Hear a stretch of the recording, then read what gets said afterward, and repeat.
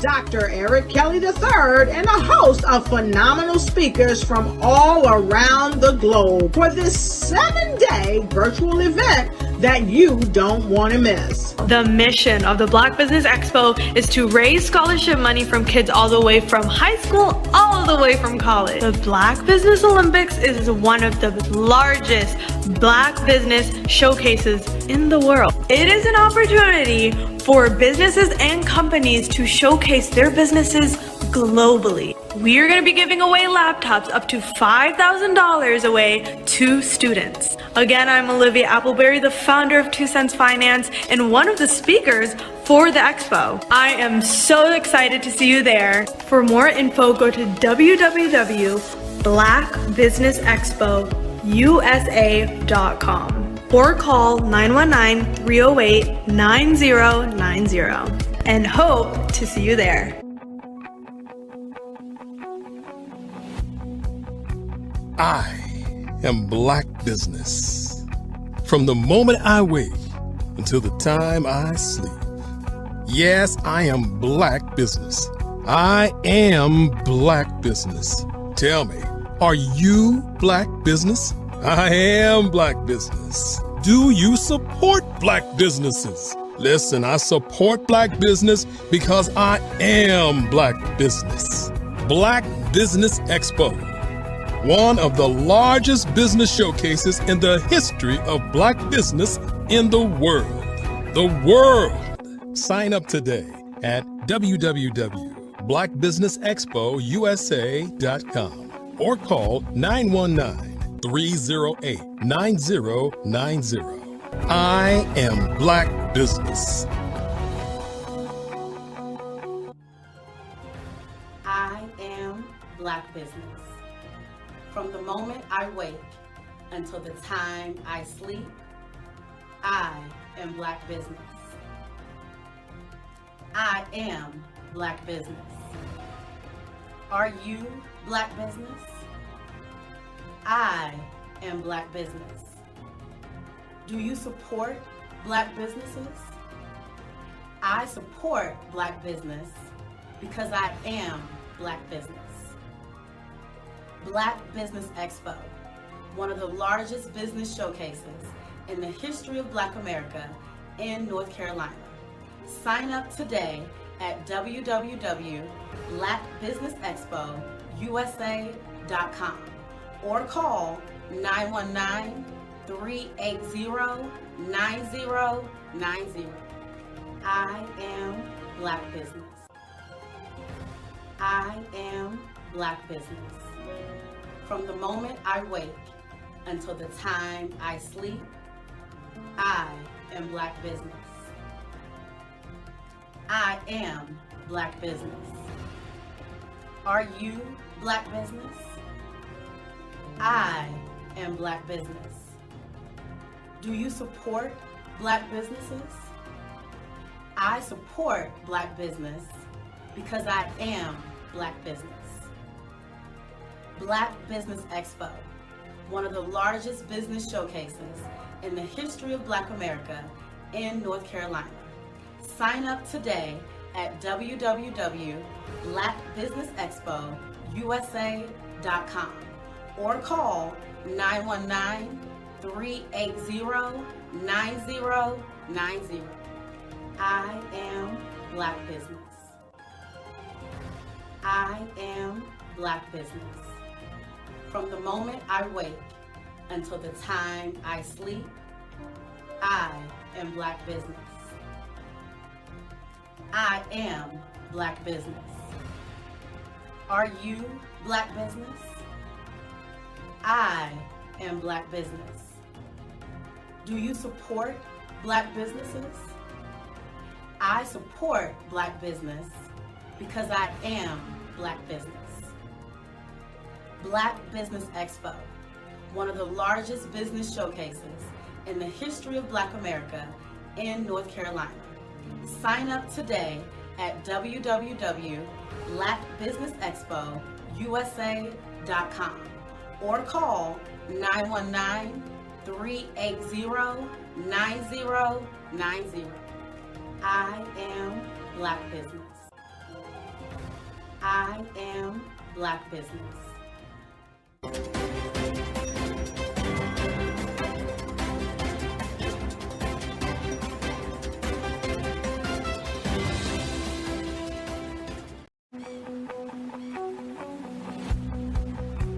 I am Black business. From the moment I wake until the time I sleep. Yes, I am Black business. I am Black business. Tell me, are you Black business? I am Black business. Do you support Black businesses? Listen, I support Black business because I am Black business. Black Business Expo, one of the largest business showcases in the history of Black business in the world. The world. Sign up today at www.blackbusinessexpousa.com or call 919-308-9090. I am Black business.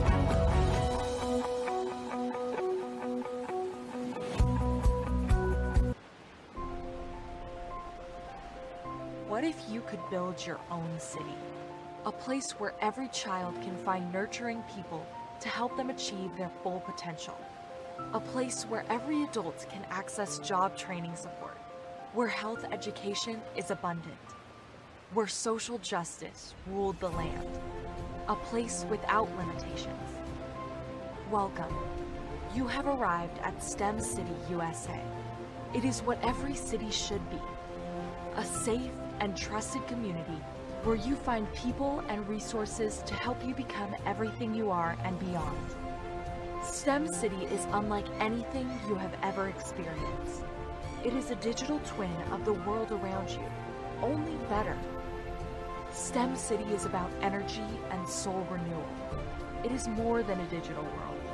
You can almost feel the power of live cultural events, music, and theater. STEM City promises a better future for children with caring mentors and hands-on activities with dedicated tutors to support our youth. STEM City is your passport to a healthy lifestyle with weekly events addressing our community's many issues. STEM City is your financial well-being with helpful information on wealth management, career advancement, job training, and so much more. STEM City is the community you deserve. It is the city where your dreams can come true. STEM City USA, a place in the sky that is accessible to all who reach for the stars.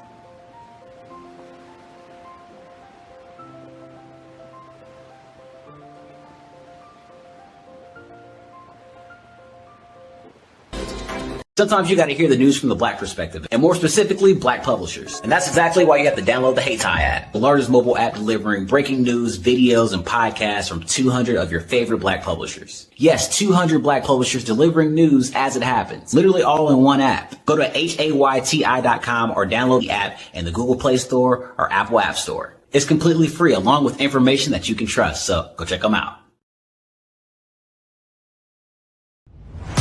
Social media is evolving. It's more vibrant, more colorful, more energetic, and so are you. It's not just photos anymore.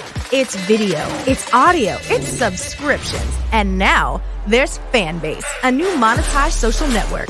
Fanbase delivers the complete native app experience with full content monetization for every user. No algorithms that shadow ban your engagement or growth, and no ads.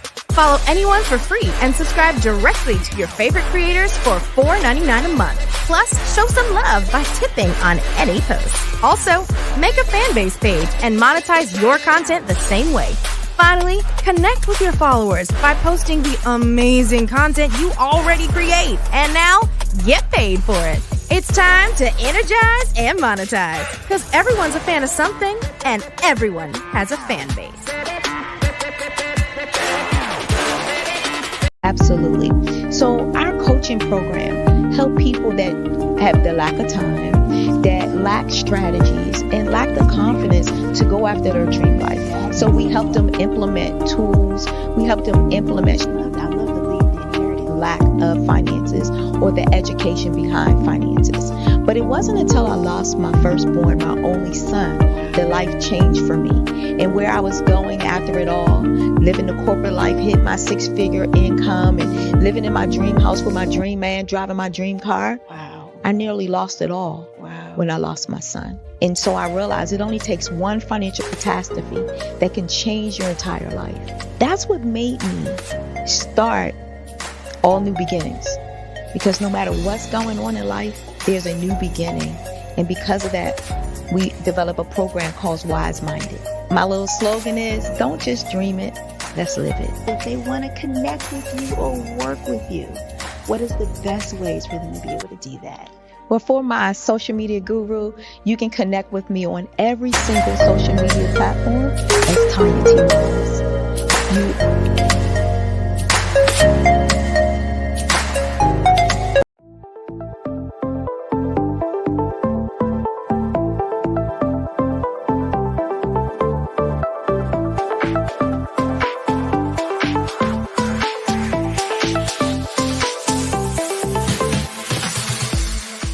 You need to be messaging and communicating to a lot more folks and getting them committed to you as a brand and feeling that you are trustworthy, as a subject matter expert, and for their needs and their pain points. That says, look, here are my pain points. Here's the problem that I have that I don't want, or the benefit that I want that I don't have. And Grant and Sydney understand that and are giving me information to be able to assist, in my eliminating those pain points.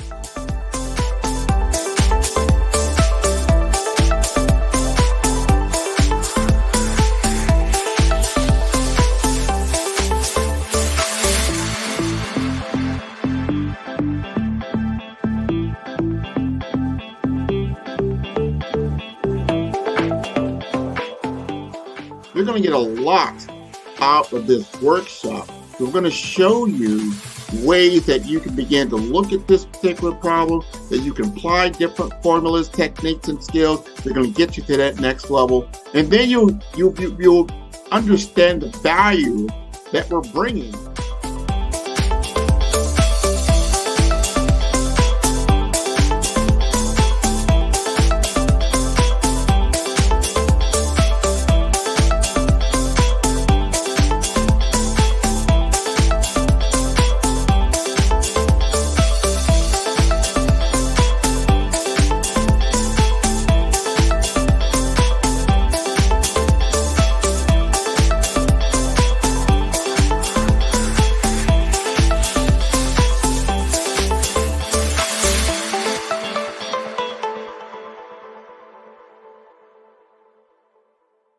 Five-Star BDM, Brand Development Masters, is a professional consulting and advisory group keenly focused on business development services for the small to mid-sized business and entrepreneurs. Although every business is unique, they often share business development challenges that can be addressed through smart branding. Services include process improvement and operations, digital strategy and transformation, business intelligence, digital marketing, and personal branding. Our business and personal branding company has helped a number of professionals and organizations to optimize and grow. This results in more business, more opportunities, better reach, positive outcomes. Visit www.fivestarbdm.com today to learn more.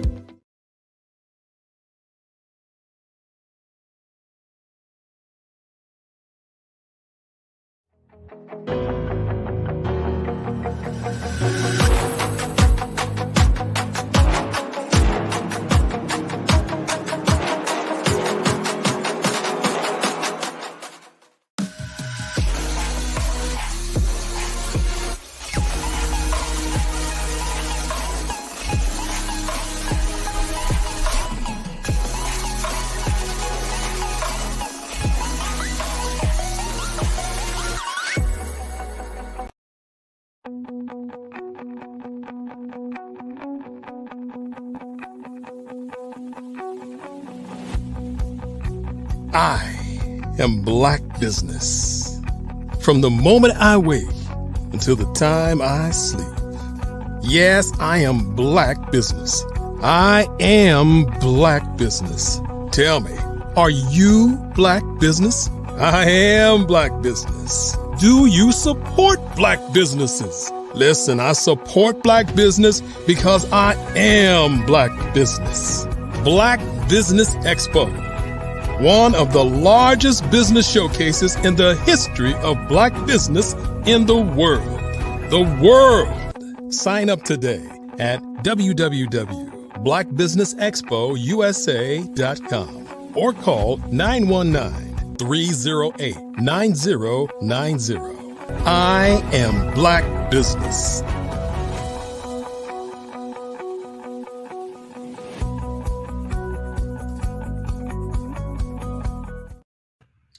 Good evening, business owners, entrepreneurs, thought leaders, and corporations. Welcome to the Black Business Network. My name is Crystal Gomez. I am your business moderator for this evening on the Black Business Network. The Black Business Network is a 24-hour business network showcasing Black businesses, business owners, entrepreneurs, and thought leaders worldwide. We have speakers from North Carolina, London, Singapore, Africa, Japan, and cities all over the United States. The Black Business Network is a global community sharing its business knowledge to empower, inspire, and educate businesses about business. Our first speaker is Christopher Cooney. Mr. Cooney is a senior level HIT executive and strategist. He currently serves as Senior Vice President of Digital Acceleration at Divergent. Mr. Cooney is called upon by his clients to provide guidance and thought leadership specific to emerging healthcare technology offerings, compliance, related issues, and technology adoption. His leadership extends to academia as the Industry Advisory Committee Board Chairman for Morehouse School of Medicine's Healthcare Informatics Program and as instructor for Emory University's HIT Certification Program.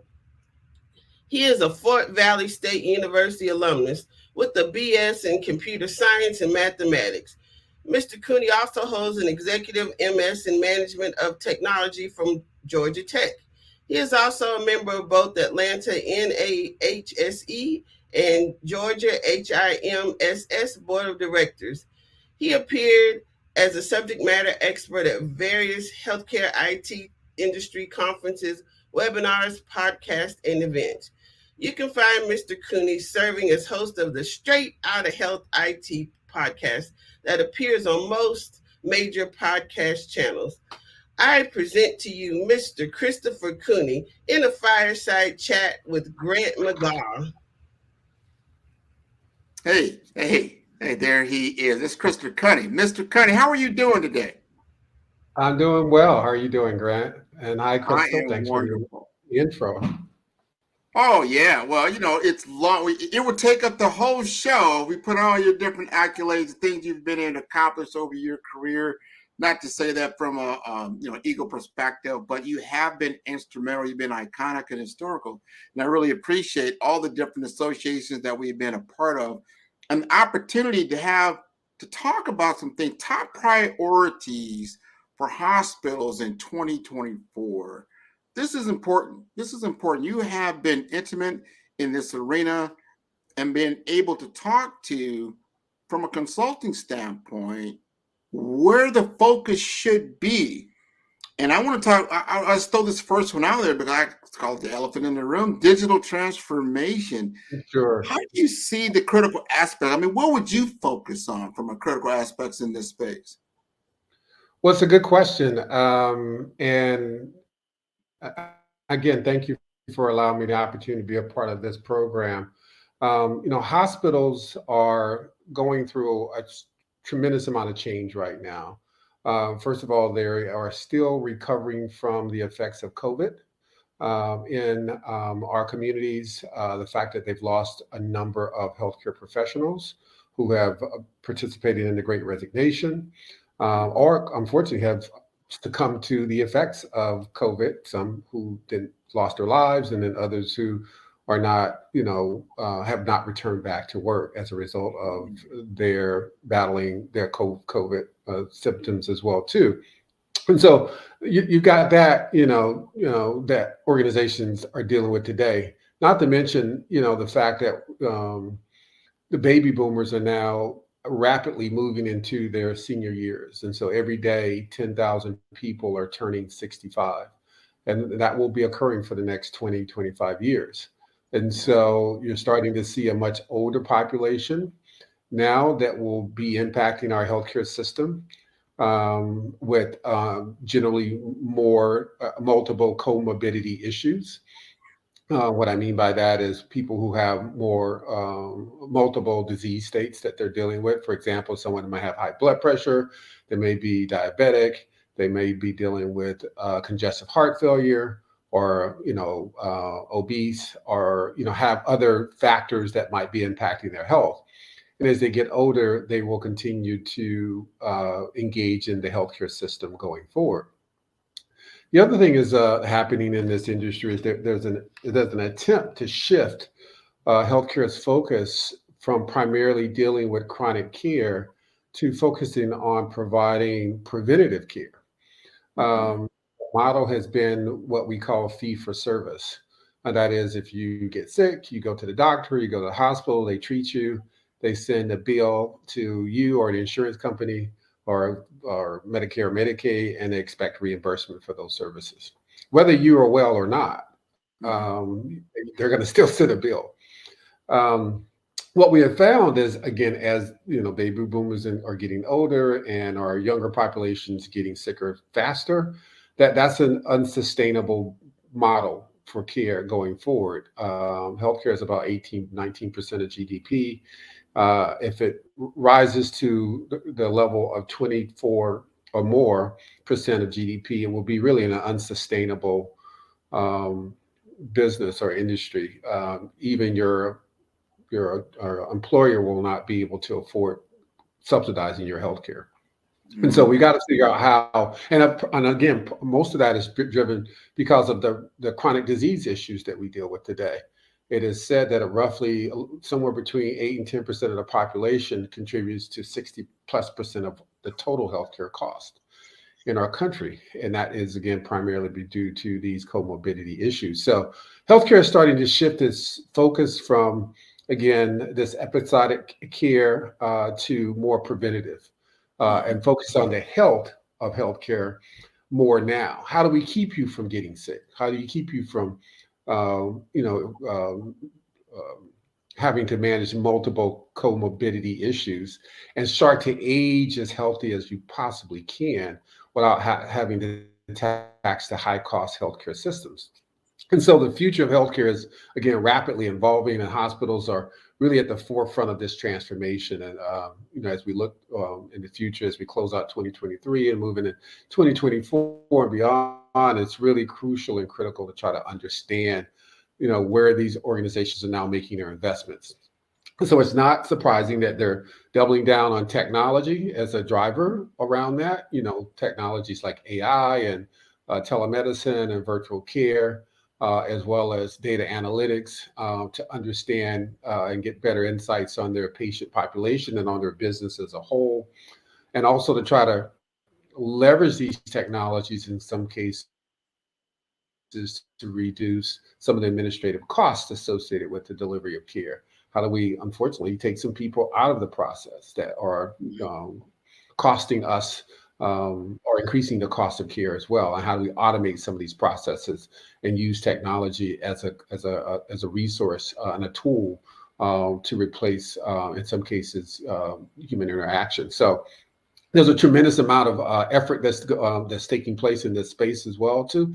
And one of the other things I'm very optimistic about is healthcare is starting to recognize these issues around health disparities as well too, and the fact that these underserved communities, communities that in some cases have health deserts, they don't have a clinic, they don't have a hospital, they don't have a pharmacy, they don't have healthy food in their communities, have a direct impact on the cost of healthcare, because we all share and bear the burden of that cost.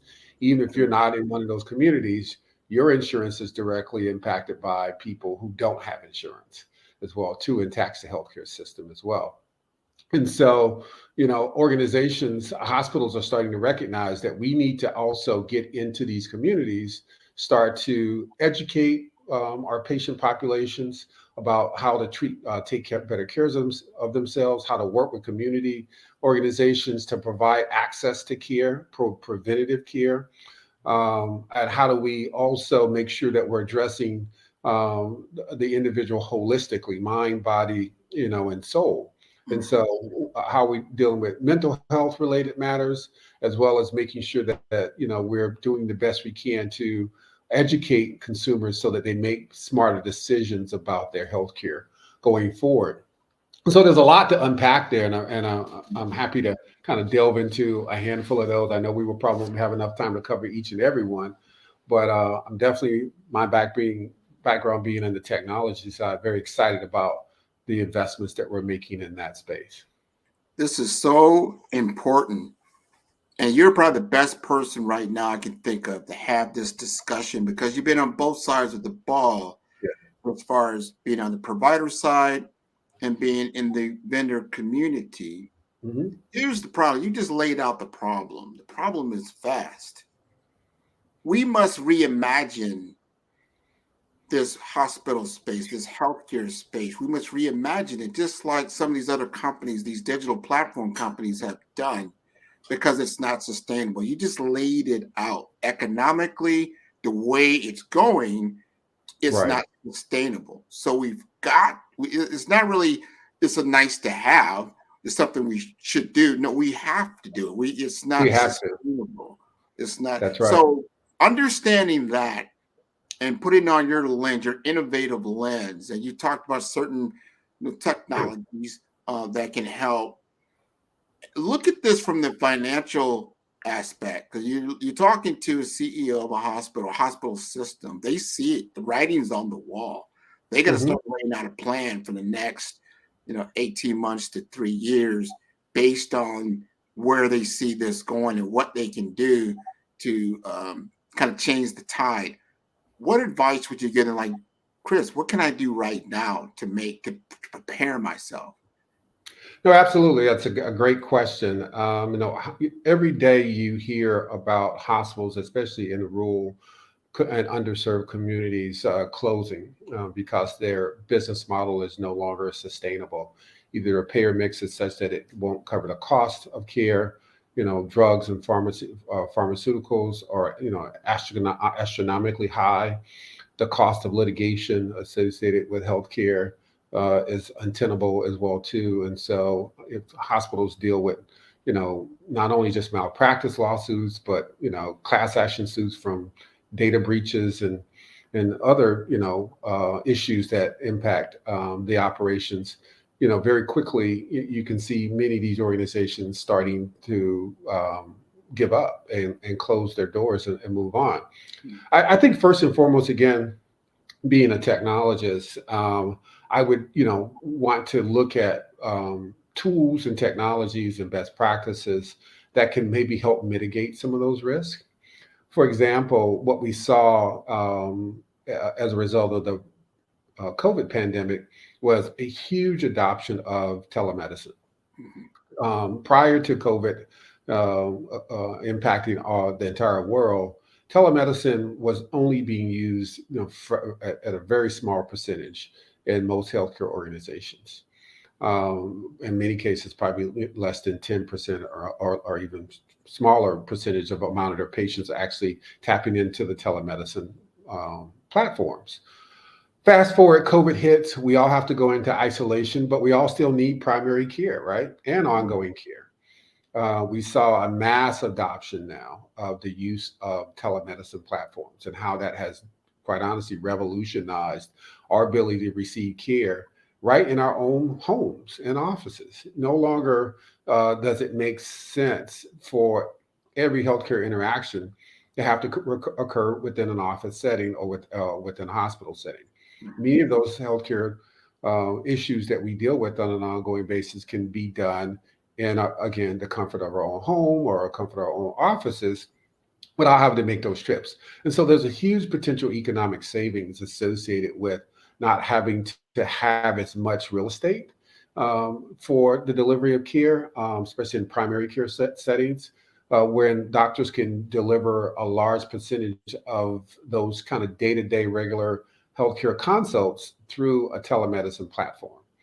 And not only that doesn't, it's not just limited to just the telemedicine components of it, but there's what they call virtual care. And that is the wide range of technologies that support telemedicine.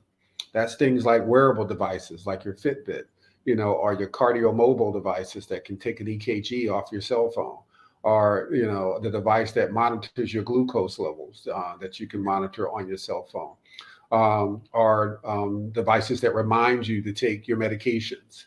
And so there's a whole host of technologies that are emerging now that allows us to be able to manage a person remotely and also, treat them remotely as well, which will continue to drive the cost out of healthcare going forward. Because again, the goal is to try to prevent you from getting sick versus treating you when you have an episodic or acute care event. That's really the vision we're trying to get to, because as you move into the more expensive parts of care, the episodic care, that's where the costs start to rise. And as you start to deal with one or more comorbidity issues, that's where the cost of healthcare continues to increase. And we have to find ways to mitigate that and manage that in the most effective way. Not to mention, not just on the delivery of care side, when we talk about technologies like AI and virtual care and things of that nature, but there's some administrative benefits for leveraging technology.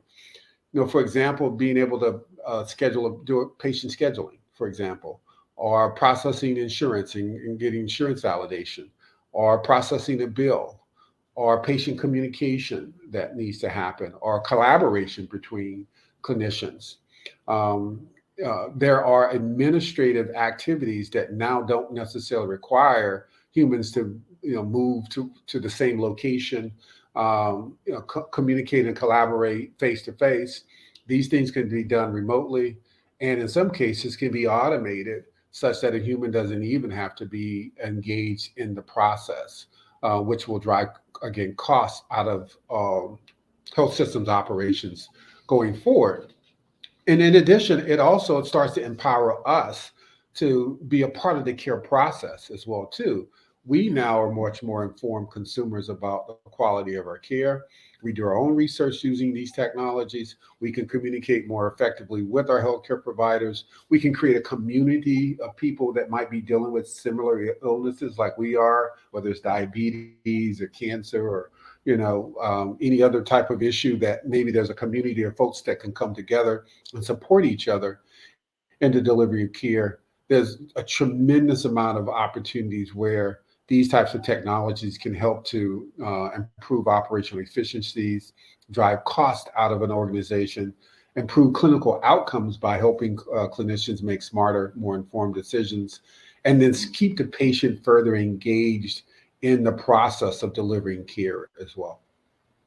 These are all things I need to consider, and I would hope a lot of my CEOs that I know in this space across the U.S., I know they're thinking about these things, understanding that, yes, okay, I can bring in more digital tools, more virtual care. I need to do these things, but I'm concerned about bringing in more technology into my space when I understand that that space is also under attack when it comes to cybersecurity? Am I exposing myself because I'm bringing more of a larger digital footprint into my organization? Am I exposing more risk from a cybersecurity standpoint, that, there's ransomware, there's other things that are out there? What can I do? Because there's one hand I see, yeah, I can adopt more technology. The other side, if I do adopt more technology, am I exposing myself to more risk? What would you say? Yeah, I think that's a very good question, and a very good and a legitimate concern that many healthcare organizations are trying to grapple with.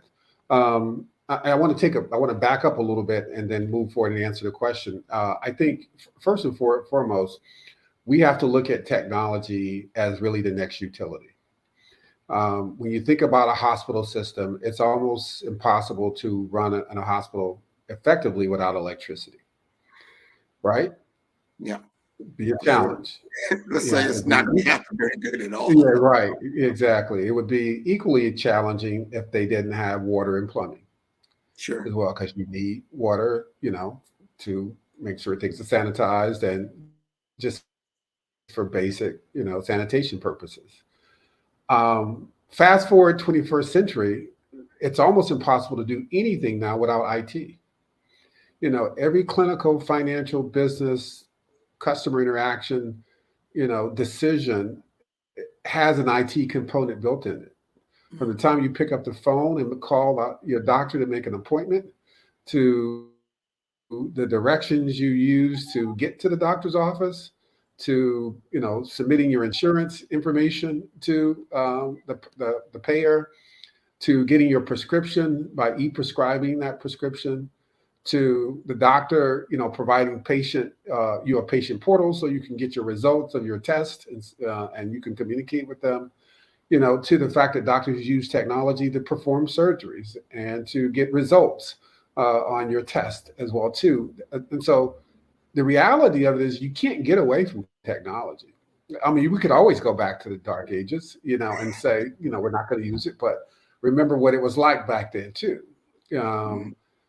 So first and foremost, you have to come to that appreciation that technology is here to stay. God forbid something catastrophic happens and shuts down all of our ability to use technology.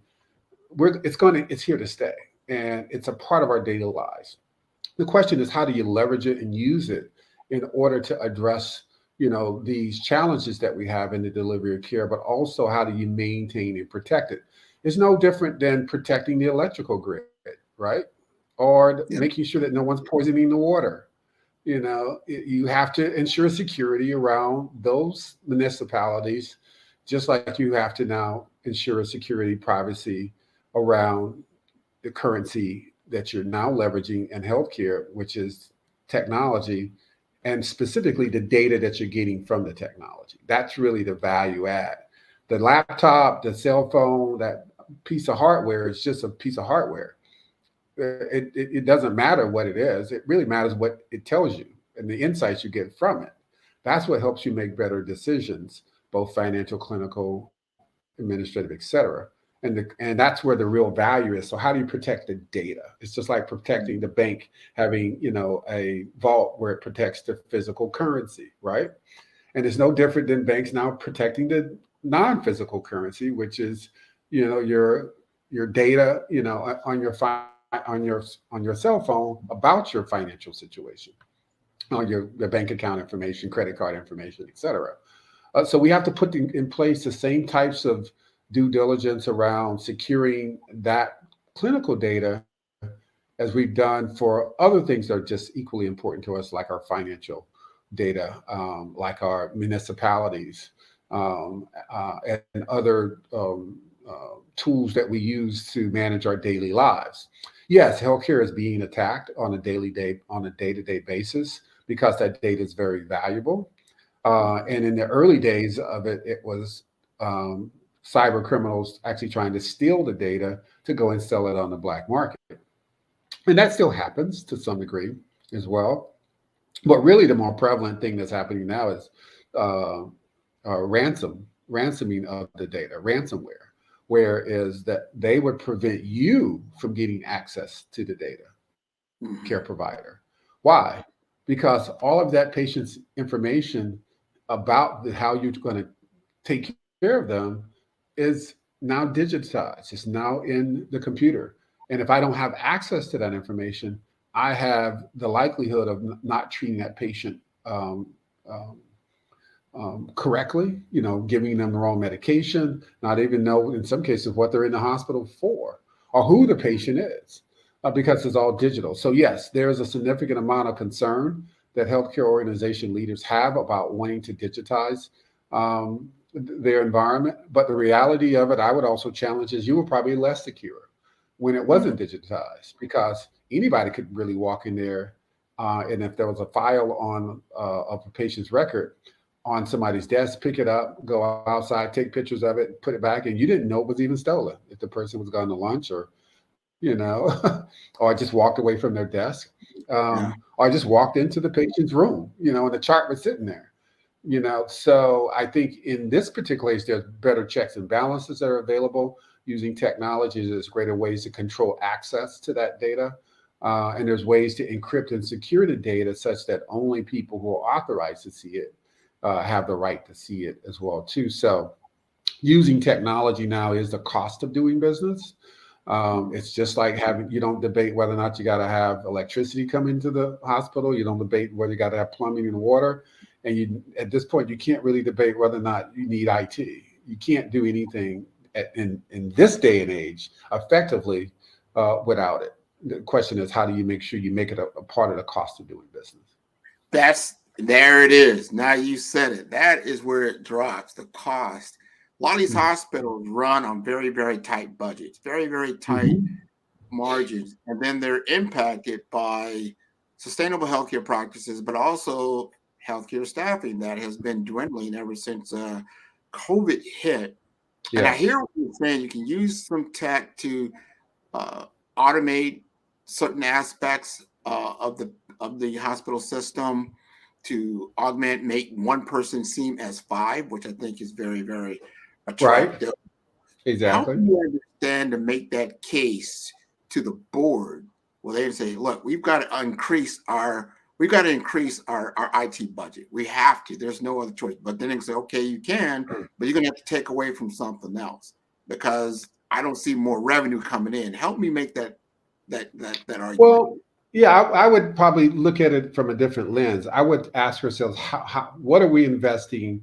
How are we investing our IT dollars first? And have we maximized that investment? How do we move away from pouring a significant amount of capital into IT versus translating that into a more predictable, scalable operating expense, like, again, a utility? You don't pour millions of dollars of capital in maintaining, a water purification, system for the municipality, or, you may have a generator for emergency purposes, but your day-to-day electricity is generated through your utility provider. Well, a tremendous amount of your IT services now can be generated and leveraged as a service as well too, just like the other utilities. I don't have to invest hundreds of millions of dollars in some cases in data center infrastructure and servers and people for running core parts of my operation. I can now go to a strategic partner and say, I want to outsource that. I want to outsource my data center, and I want to buy infrastructure as a service or buy software as a service, where I'm buying it on a recurring perspective, in that I'm not investing capital into it, but I am investing operational expenses into managing those technologies as a service now. So I'm putting the onus on the partner to now maintain, manage, keep up the operations, make sure they meet the service levels. But what I'm also getting from that is the economies of scale that the partner has, because they're not only managing my operations like a utility, they're managing multiple hospitals and multiple industry IT through that facility, just like a utility. They're managing the access of electricity, not only to your hospital, but to every other business and resident in that community. And guess what? If they only had to manage your hospital electricity needs, it would cost you hundreds of times more, right? But because you can share in that cost with everyone else in your community, the cost is now pennies on the dollar. The same thing is true now with many of the IT services that are existing out there today. We can buy them as a service. You can get the economies of scale by leveraging them. You only acquire what you use as well. So it's like a utility. I'm not buying additional servers that I don't know if I'm going to actually leverage the full capacity of that server. I'm only buying the access to the information I need through that platform. And oh, by the way, now I am not saddled with every 3 to 5 years trying to refresh that technology and going back to the CEO and to the board saying, give me another $500,000 or whatever the number might be because I need to upgrade my service because they're out of warranty. I place that burden again on my service provider. So I just now can pay a very predictable, very scalable cost for many parts of my IT. And then I can invest the dollars that generate direct revenue into services like, buying clinical hardware, hiring more healthcare professionals, maybe building out more facilities that are going to drive revenue directly to the organization. And you're using IT just like you're using the water and lights in the building as a utility to support that revenue driver. Man, I love that. Yeah. No, that's reimagining the tech stack, the technology stack. And you're right. A lot of healthcare systems are still running legacy, compute server models. Mm-hmm. They have very expensive maintenance, reoccurring costs for licensing. Right. So if you reimagine that and repurpose it and look at it from financial metrics, you could probably find the way to sustain yourself and be ready to move forward. Love that answer. Yeah. Not to mention the staff, that just when you think about the staff, the cost of staff to maintain that environment as well too. Healthcare, quite honestly, doesn't traditionally pay the same type of salaries in IT or in some of the other related areas as other verticals have. And so it's very difficult and challenging sometimes to get qualified, experienced staff to be your database administrator or your network architect or your cybersecurity specialist, because they can make a lot more money if they went to, find the financing industry, the banking industry, or manufacturing, or some other industry that might pay a higher wage. And so if you're, again, buying some of those things as a service, then you, again, take away the cost associated with maintaining the infrastructure, and you reduce the need for having to have those high-end resources on your stat payroll as well. Because again, you're leveraging that same cybersecurity specialist across multiple clients, which then I'm getting that person for pennies on the dollar. But yeah, I'm still getting the same level of service, if not higher, that I would if I had hired someone.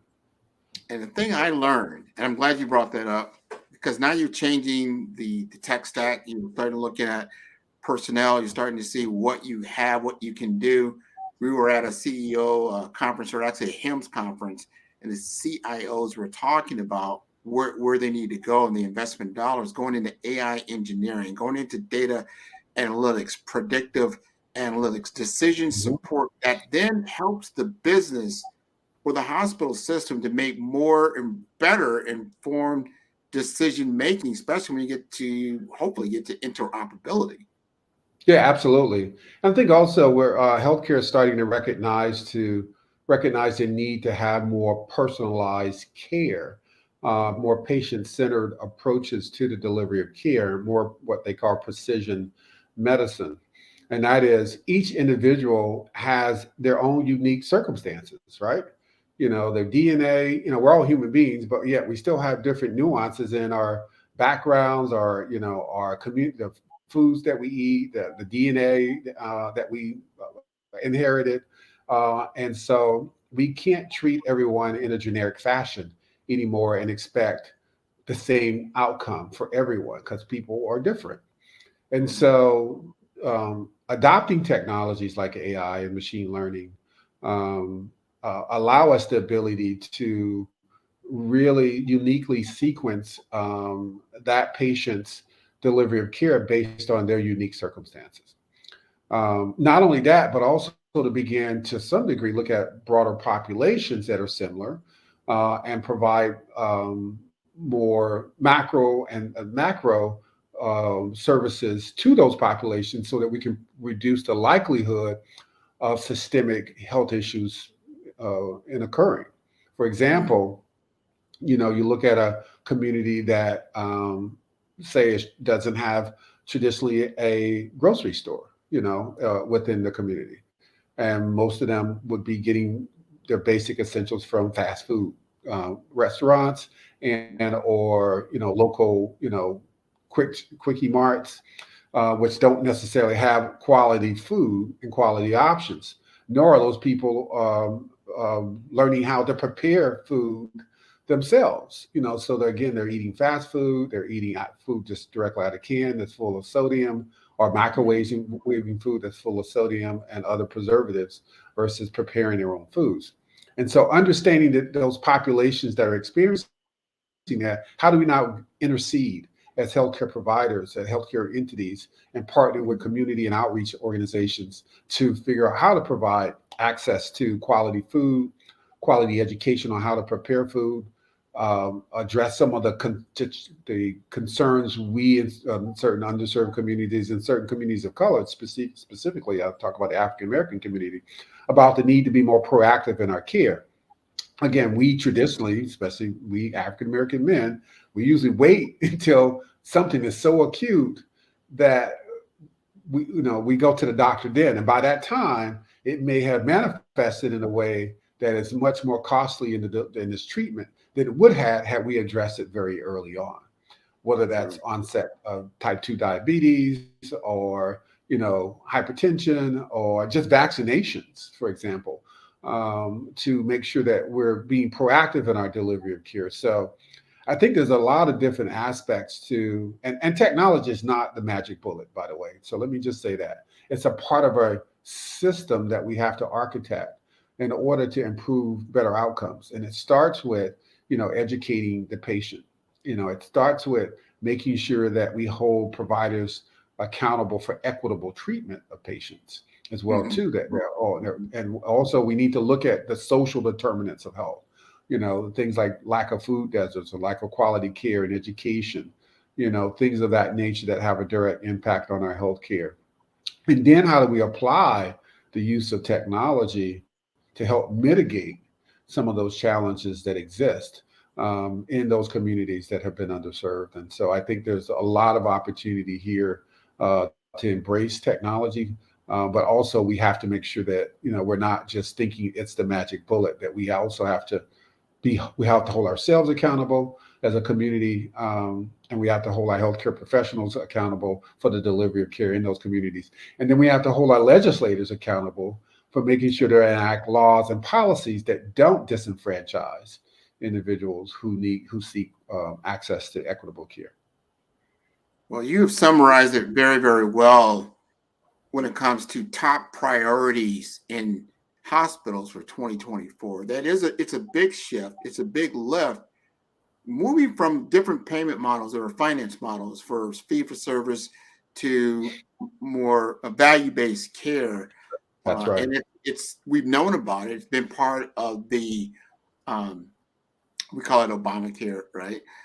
It was enacted then, but it hasn't been pushed forward as much as it needs to be. So, like, again, you've laid out the situation that we're in. We can't continue to do what we're doing and get a better result. That's not going to happen. No, we can't. Get the whole picture, from the government regulations all the way down to the patient experience, the payer, the providers are a part of that. How do we get, the system has to be sustainable economically and then be able to deliver the value of care that's there. Like say we have a much older population, so that's very, very something we have to consider. You know, we're living longer, maybe a decade longer in certain cases, yet certain parts of the population are dying quicker. That could be stopped. So we got to look at all those things. This has been very, very good. We probably only got a minute or so left. Is there anything else you'd like to let us know that's very important? Well, I think the most important thing I would want to leave with our listeners today is that, you know, the whole model of healthcare is shifting. One, you need to make sure that you're advocating for your rights and needs associated with that, so that you can get quality, equitable, affordable healthcare. Recognize that technology is going to be a conduit for the delivery of quality care. Embrace it. Don't be, afraid of it. It's going to be, in some cases, for many, the best way to get quality care in the future as well, too. So thank you so much for allowing me the opportunity to share my thoughts, and I'll turn it back over to you guys. Thank you. You're welcome. Well, thank you both for being here today, Mr. Cooney, for your expertise on the show, and Mr. McGaugh for facilitating this fireside chat. Mr. Cooney, can you tell us where we can find you? Yeah, no, absolutely. It's really simple. I'm on LinkedIn, and that's absolutely the best place to reach out to me. I accept every LinkedIn invite that I get, and I'm happy to start our dialogue there. You can also listen to me on my podcast, Straight Outta Health IT, which I have the opportunity to have amazing people within the healthcare ecosystem. And it's not just technology conversations we have, it's a real, very robust discussion of all topics related to healthcare. If you check me out there's definitely ways to get in contact with me through that platform as well. And then hopefully I'll continue to be a part of this dialogue in the future, and happy to entertain any follow-up questions that come from this as well. Well, thank you again, and we've enjoyed you and look forward to having you in the future. Genius is common, and I'll see you on the other side. Thank you. You're welcome. Every dollar counts, so we want to remind you to donate to the Scholarship Fund. We want to thank our Black Business Expo USA sponsors for December 2023. NC 100, Moody Capital Partners, Suede Soul, Lotus Richey Coaching and Training, Hello LLC, Carolina, Virginia Minority Supplier Development Council, Step Management, Barbara H. Smith LLC, Margie McLean Foundation Incorporated, 5-Star BDM Media, Genius is Common, Earth Essentials, Mullane Shania Global, Executive Women's Success Institute, The Quality Coaching Company, Superwoman Business Services, Creative Force Studios, Lee Entertainment, Artistic App Design, Black Business Expo USA. Genius is common, and I'll see you on the other side. 5-Star BDM, Brand Development Masters, is a professional consulting and advisory group keenly focused on business development services for the small to mid-sized business and entrepreneurs. Although every business is unique, they often share business development challenges that can be addressed through smart branding. Services include process improvement and operations, digital strategy and transformation, business intelligence, digital marketing, and personal branding. Our business and personal branding company has helped a number of professionals and organizations to optimize and grow. This results in more business, more opportunities, better reach, positive outcomes. Visit www.5starbdm.com today to learn more.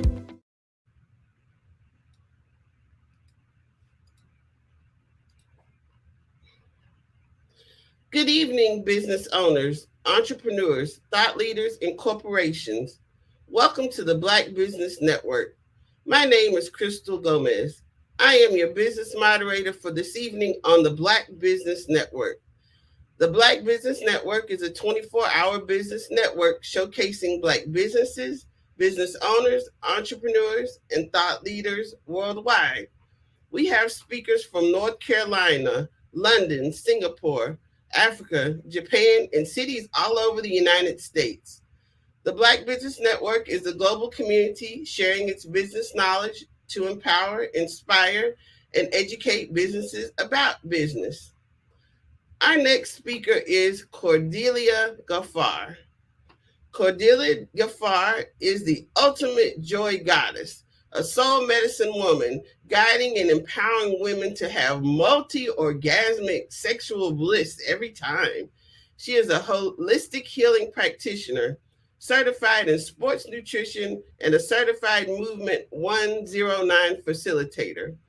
As the CEO of Workout Around My Day, Cordelia is a globally sought out after speaker, workshop, and movement facilitator, a 4-time best-selling author of 8 books, including America's Leading Ladies with Oprah Winfrey, and host of her personal podcast, The Free to Be Show.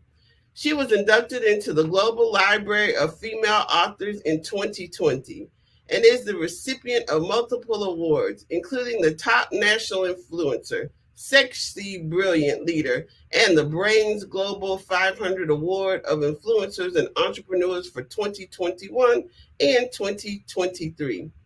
She also won Podcast of the Year in 2022 and was named Best Podcast Host from Powerhouse Global in 2019.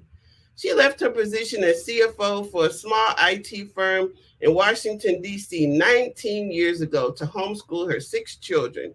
She has been featured in America Meditating Radio, British Muslim TV, South African Radio 786, Soul Wealth Radio in Washington, D.C., and Fox News. I present to you Cordelia Gaffar.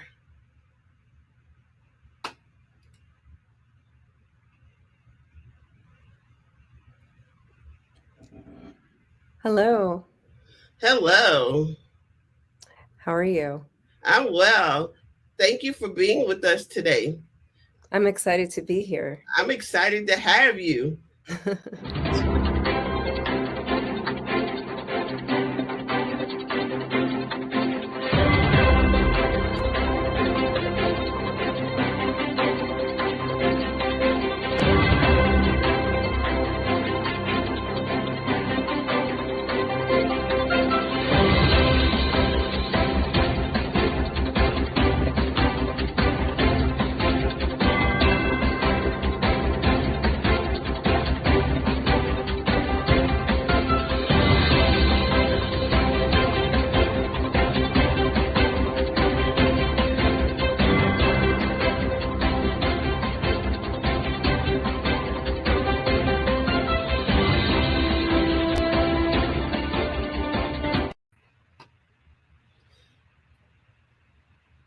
Ms. Gaffar. Yes. Tell us about this very exciting topic and how you became part of Oprah Winfrey's American Leading Ladies. Oh, I was especially selected to write a chapter in the book. They were intrigued because at that time I was a hijab-wearing Muslim, so they wanted someone who was visibly Muslim to be in the book. And secondly, I'm a mom. I have 6 kids, so that was kind of intriguing as well for them. So that's how I was selected. Wonderful. And you're also the host of the Free to Be Show? Yes, the Free to Be Show. I actually started it in December of 2015. And today, I actually want to speak with you about For the Love of Your Business. There are some monthly practices, monthly best practices to practice. So I am not sure how much she said about who I am, but I'm also the CEO of Workout Around My Day Incorporated. And in my previous career, I actually was a CFO, and I have an accounting background. So, in addition to being a best-selling author and a transformation coach, I also do accounting consulting. So, I thought that since this is the last Black Business Olympics of the year, that I would share some best monthly practices for the love of your business. So, number one, review all of your reports. And so when I say all of your reports, you may think immediately, because I have actually an accounting background, that I'm just talking about those kind of reports. But there are many reports, especially in this day of automation and technology, that we have access to. And, if you don't have teams for some of the things that I'm mentioning, you may consider having teams, especially if it's not your wheelhouse. Of course, as an entrepreneur, it's good to know a high level of a lot of different things. And so, with that, let me share with you some reports that you may want to look at as you're planning, or first of all, as you're reviewing this year. And going forward, you may consider reviewing every single month.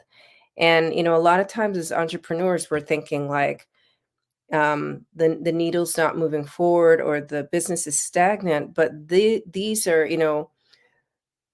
I have come on here before and talked about self-nurturing practices, but these are business nurturing practices that will help you understand what's happening and why or why not the needle's moving in your business. So, number one, sales, because sales is how we generate revenue. So look at your sales reports at the end of every month and see, what products and services are bringing in the most money. If it's something that you want to focus on, like if your business is surrounding making widgets, right? And it's widgets that are not making the most, that's not the highest stream of revenue, but instead the highest stream of revenue may be the servicing of the widgets, right? um, that's an opportunity for you. And perhaps you need to do more research and development around that, or staff creation around that. And of course, once you've got sales and revenue, then you want to review your financial reports. You want to see where the money is going. So, how are your expenses? Where could you cut? Where do you need to invest more, right? So, in that example with the sales, you see you're making more sales in a particular area. If that's where the revenue is, but you don't seem to have staff for that, then see where you can reallocate your expenses to support that particular need. And it's not, as you're reviewing these, I'm not saying that you have to immediately make change, because sometimes you want to monitor something, right? Quarterly, let's just, look at it, have a pulse on it, what's going on every month. And by the end of the quarter, if, it looks like you're moving towards the direction of we need to make a shift and, reallocating resources, then do that. Social media reports. So you may be thinking, what am I talking about? If you have a marketing team, this isn't really something to spend your time on, but your social media reports. So you may see on different platforms, there's a dashboard report, and you can look at your analytics and, see, how much organic traffic you're getting, or if you have paid ads that you're using, you can look at which uh, which platforms are, maybe giving the best ROI, right? If you don't use social media, but you have a website, then you want to look at your web analytics, right? And that is available on most website platforms. There, you can see how many views you're getting, how many downloads you're getting, how many people are signing up for your newsletter, how many people are reading your blog. And if you don't know about those things, again, if you have a team perhaps that's handling all that, fine. If you don't, let's say that you didn't think it was important, or you didn't realize that this is another way where you can discover another source of revenue, right? Because a lot of times our website can make us money in the background. It can generate leads if no matter what kind of company you have. And then again, like I said, there's other marketing, right? So above and beyond social media and your website analytics, so there's other marketing efforts that you may be up to, and there may be ways to track that. I mean, everything's trackable these days. So now I'm going to give you 2 more reports that you want to consider having access to and reviewing monthly. And this day and age, if you're running a business, be aware that, and I'm bringing this up because I actually wasn't aware until about a month ago, that there is corporate credit and there's personal credit. And so you want to be checking your corporate credit, especially if you're scaling your business and you're moving towards the $4 million mark, because once you get to that level of income or revenue generation, then there are different types of credit that may be available to you. Until you get there, you want to be very aware of your personal credit, because of course that would be the main source of support for funding your business and your cash flow. So, that's the number one, that's my number one recommendation, is to review all your reports. And so I have given you what is that, about 7 or 8 different areas to consider looking at those reports. So there I alluded to what to do with the information, right? Because we don't want to overwhelm ourselves with extra stuff that, just may give you more things to think about or more things to worry about. This is looking for opportunities, and it's also looking for areas of growth, right? So to shift your mindset around what you're going to do with that information, this is all just data. It's kind of like, I've done several talks about emotions, right? So it's kind of like that. Your emotions are just data. Just so you're aware that when you're in certain situations, getting back to the reports, they produce these results. So now the number 2 best monthly practice for the love of your business is to review strategies. So as you're looking at your sales report, match it up against the strategies that you've been employing. You can see clearly by the report monthly, if things are working or they're not working, or there's a high possibility that this is an area of growth, So now what would be the strategy to change and learn from this? What strategies do you need to change with your sales, with your marketing, with your finances, right? So how I was saying before, do you need to reallocate where you are spending money to increase productivity, to increase the bottom line, or those kind of things? And here again, there are 2 more strategies that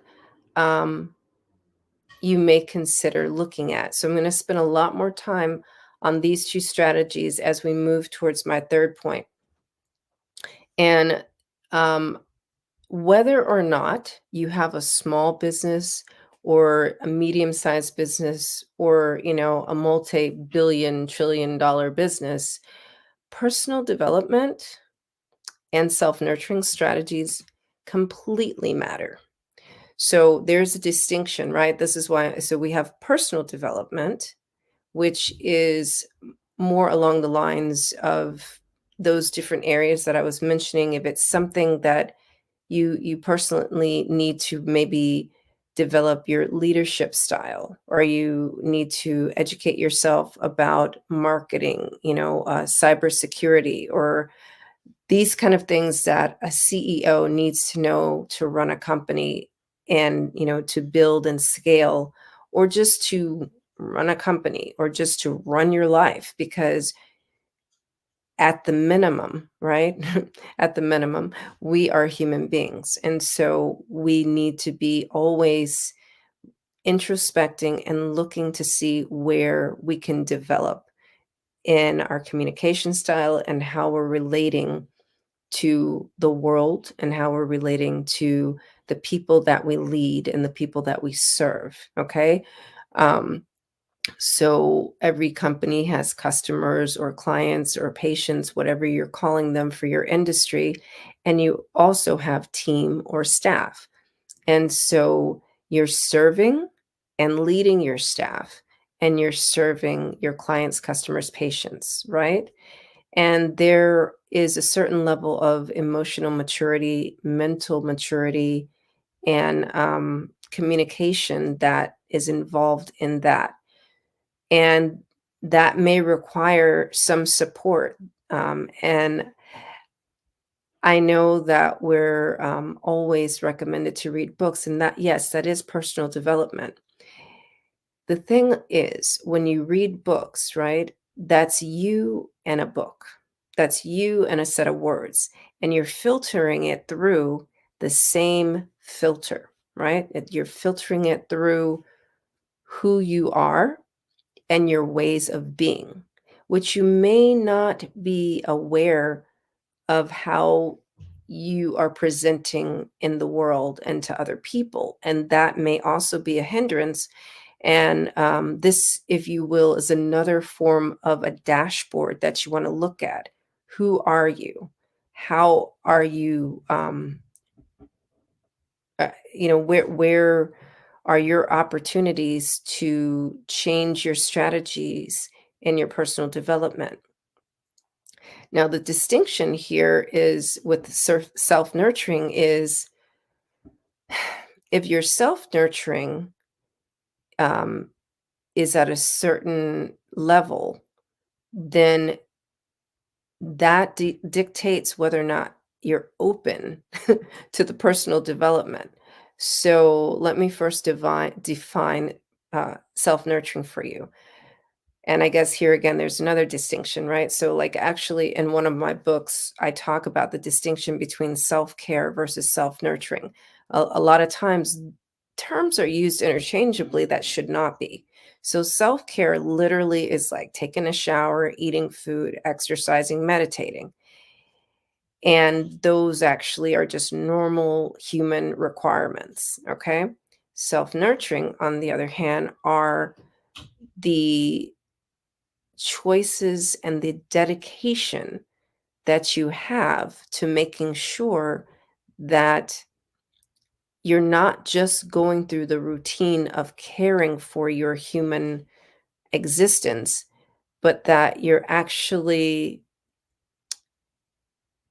some days, requiring not meditation, and you recognize that you don't require meditation, but in fact, you may require an extra 20 minutes of sleep, which is the number one self-nurturing tip or practice that I recommend to my clients, who are usually executives and leaders.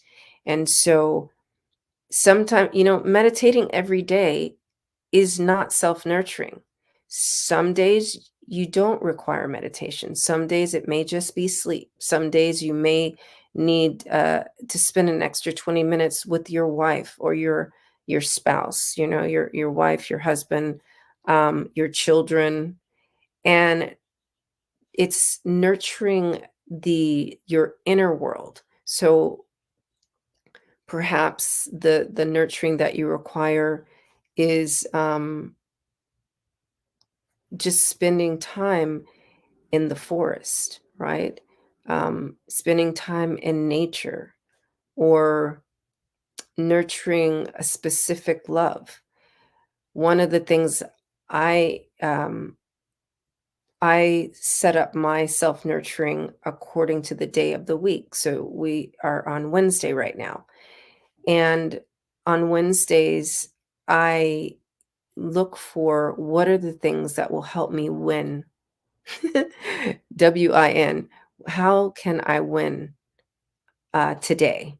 What would make today a truly winning day for me? And introspecting on that thought. Every day is, it has its demands and it has its requirements. And tuning into what your body needs is a high level of awareness, but it's a very simple practice of self-nurturing. So I'll just go ahead and share with you the other self-nurturing practices, right? So we've got sleep, then we have our thoughts. So where are you, like, what do you do to nurture and cultivate having, and I want to just separate us from this belief that all thoughts must be positive. There are thoughts that will come through that you may not like, or you may judge as not positive. And being in a practice of nurturing that part of my human existence is thoughts come through that don't require my full attention, right? And allowing them to just flow and be there.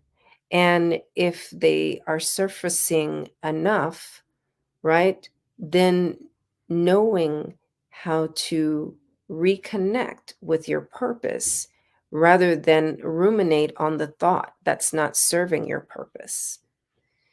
And so creating practices to nurture a very elevating mental environment is the second self-nurturing tip. The third is food. So I am not about the hustle culture. I actually absolutely abhor the idea of that. So food is a requirement of a body. As long as you live in a body, you do need to eat. And yes, it's cute. Sometimes we tell ourselves that I'm intermittent fasting, but intermittent fasting is actually a um, a scheduled practice, right? So it's not, oh, looking at the clock and realizing you haven't eaten in 12 hours and saying you're intermittent fasting. Your body knows the difference, right? That is called a starvation cycle. And when your body's in a starvation cycle, it presents as you being irritable, your energy levels being low, because the you'll know when you're properly intermittent fasting, because not that your stomach's not going to make noise, but your energy level is the distinction. If you have a high level of energy, then that means that you're properly intermittent fasting. If you have low energy and you're irritable, then you're not intermittent fasting. Let's just be clear. So, and when you when you break your fast, right? I've written a book for that too. There are a certain set of foods according to your body type that are required to replenish you. Most obviously, the type of intermittent fasting that I practice is dry fasting. So in my case, would be hydration, right? And so I have different hydration suggestions in the book that I talk about intermittent fasting, and there are different food requirements. So understanding what your body needs when you break a fast, ways to hydrate yourself. And hydration, let's be clear, is not always about what you're drinking. Hydration can be dates. It is the fastest way to recoup your sugar levels in your body and turn your brain back on. Now, for another body type, and sometimes this works for me as well, it may just be eating like a tablespoon of coconut oil. I know I can see some of your faces making a grimace now, but it's quite delightful. And in my case, and in some cases, it does actually turn the brain on because neurons respond to good fats. So consider, if you're wiped out in the, first thing in the morning before grabbing a cup of coffee, maybe grab a tablespoon of coconut oil and suck that down. And so that's, food is the third self-nurturing practice. Number 4 is movement, right? So our bodies require movement. And one thing that I've always done, and I always recommend, actually, this is in my first book, Workout Around My Day, the only health guide that moms need, um, is to set your alarm, however whether it's on your phone or your computer or whatever you're using, at the last 5 minutes of every hour, get up and move yourself. So, I have 6 children, and I homeschooled them for 20 years. So this is not a lifestyle that lends itself to having a gym membership. And, to be honest, people make time for what they make time for. I'm not a gym person. So I prefer 5 minutes of solitude and of some form of movement, right? Sometimes it included my kids and sometimes it didn't. And for those of you who are in an office setting, it's super simple.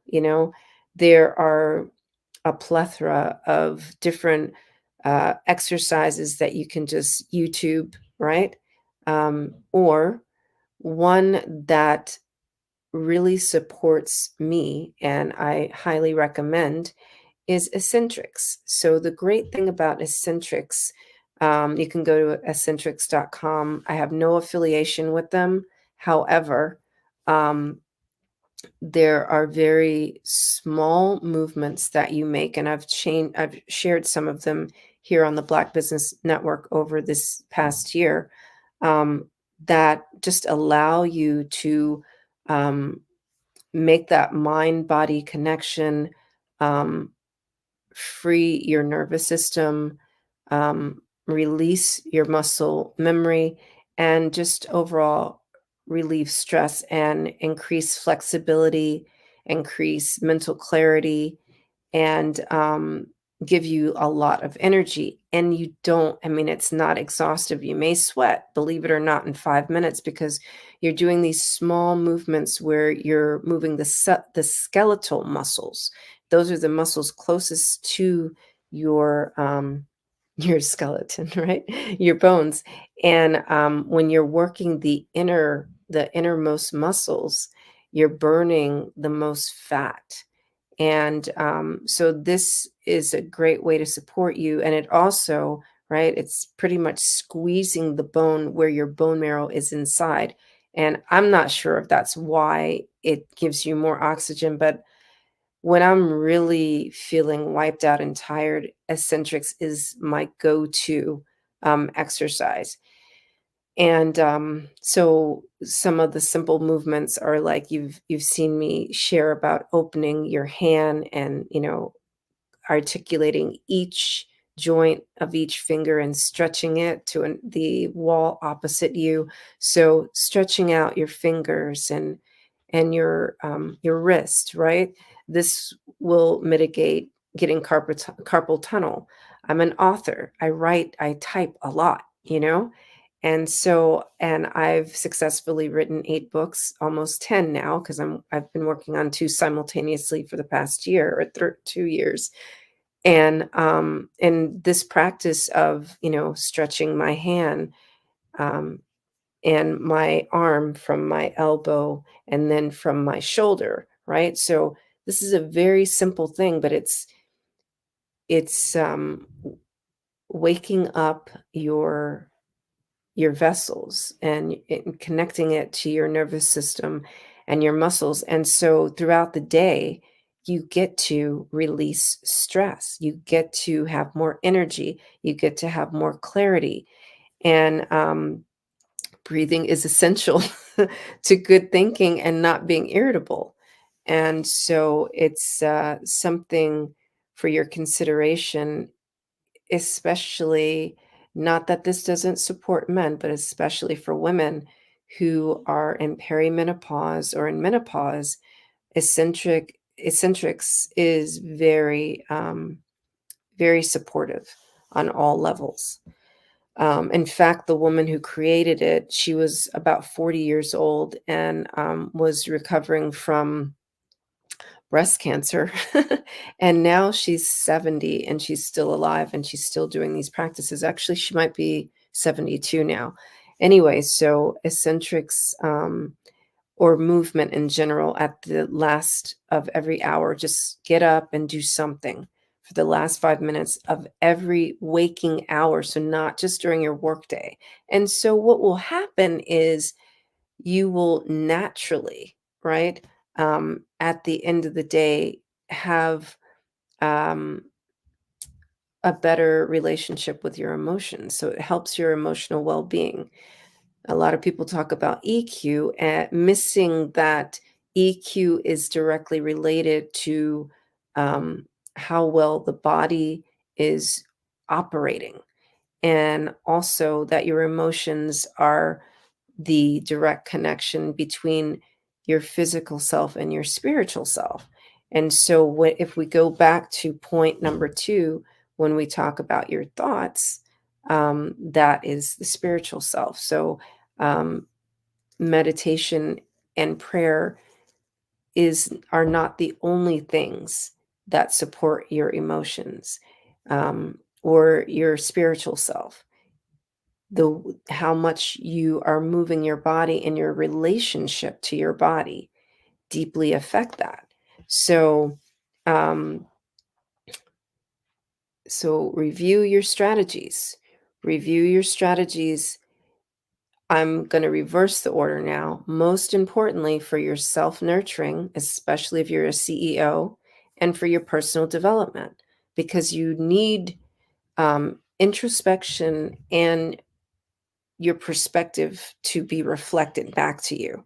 And so when I talk about personal development, reading books is great. Being in a book club or a book mastermind for CEOs is even better.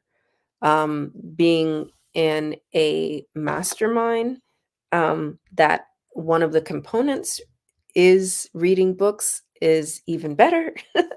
And then as I get into point number 3, I'll give even more information with that. And so the other strategies that I mentioned here were, review your financial strategies, learning from the data of the reports in point 1, and review your marketing and sales strategies as well. Point number 3. Now this is, I'm going to go into even more detail than I did with the reviewing of your strategies here, because this is the most important, best monthly practices for the love of your business. Okay. Let things and ways of being go. And I have the most experience with this because I am someone who is very analytical. And so on a personal level, that can really trap me and pause me from doing things that are good for me professionally. And on a professional level, it also can be overbearing and heavy and weigh me down. And you may be able to relate to that. You may feel yourself, you may not recognize it, but as you're listening to me, right, you may recognize that you are the stop sign because you can't let things go. You got to hold on to it. And, as far as ways of being, you've always been this way. You've always done it this way. And, I'm not going to let it go. But, does it work for you? Is it supporting you as a human? Is it supporting you as a business owner? Is it supporting you as a mom, dad, whatever, your other personal relationships are? And if it's not, then perhaps it's worth taking a look at that. And as I mentioned before, right, with your personal development, sometimes that requires other people looking at it with you and for you, right?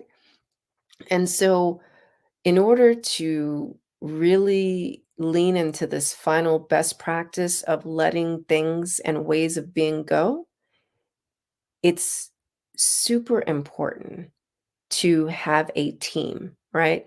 Have a personal development team, and an embodiment coach must be on that team, right? So you can have a business coach. You could even probably have like a marketing coach, right?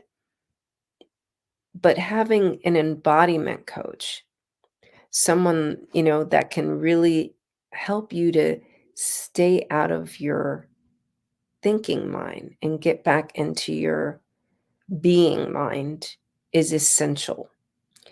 So, and it's an important part of your total emotional well-being.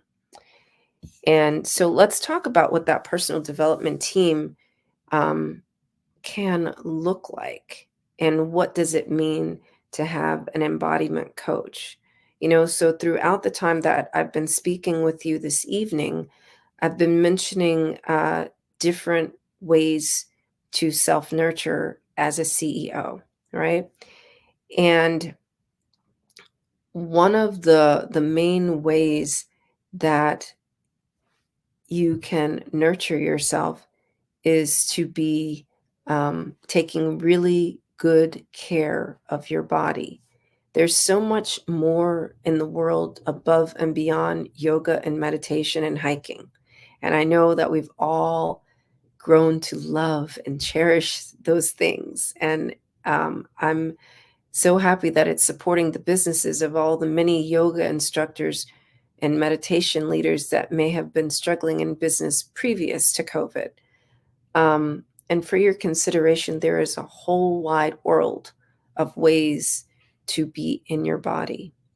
And beginning with this practice that I mentioned of setting the clock at, for the last 5 minutes at the end of every hour. So let's say, what is it? It's about 14 hours on average 14 to 16 hours, we are awake. And if you were to take the last 5 minutes of even 10 of those hours, then you would be up to almost an hour of workout, right? If you spent 10 of those 5 minutes exercising, then that's 1 hour of working out, of movement.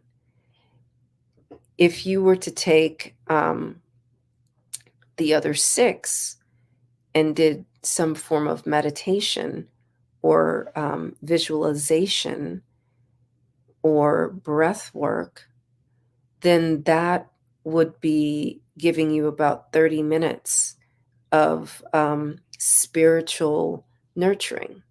So you have an opportunity every day to potentially spend about 30 minutes throughout your day, no matter how busy you are, just by setting your timer for 5 minutes to introspect and to move your body and to pay attention to its requirements.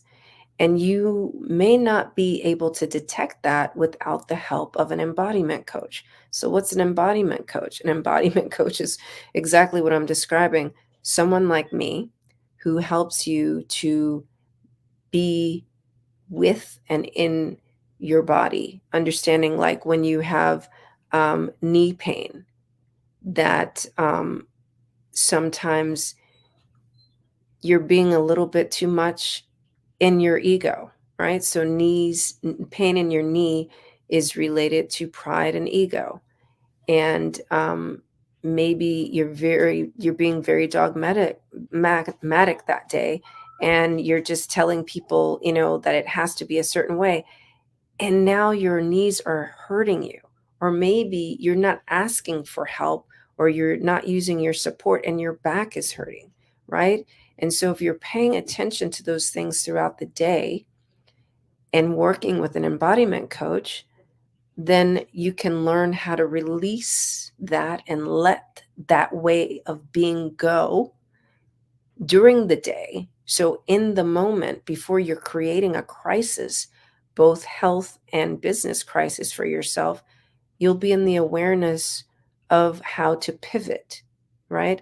A lot of times we wait until we see those reports, like in point number one, and we're like, oh man, how did this get created? And then we're thinking about how to pivot. That's actually too late. And if I can put in an analogy here, that's kind of like um, you don't eat breakfast, you don't eat lunch, and you're hearing your stomach make noise, and then you're actually getting hunger pangs.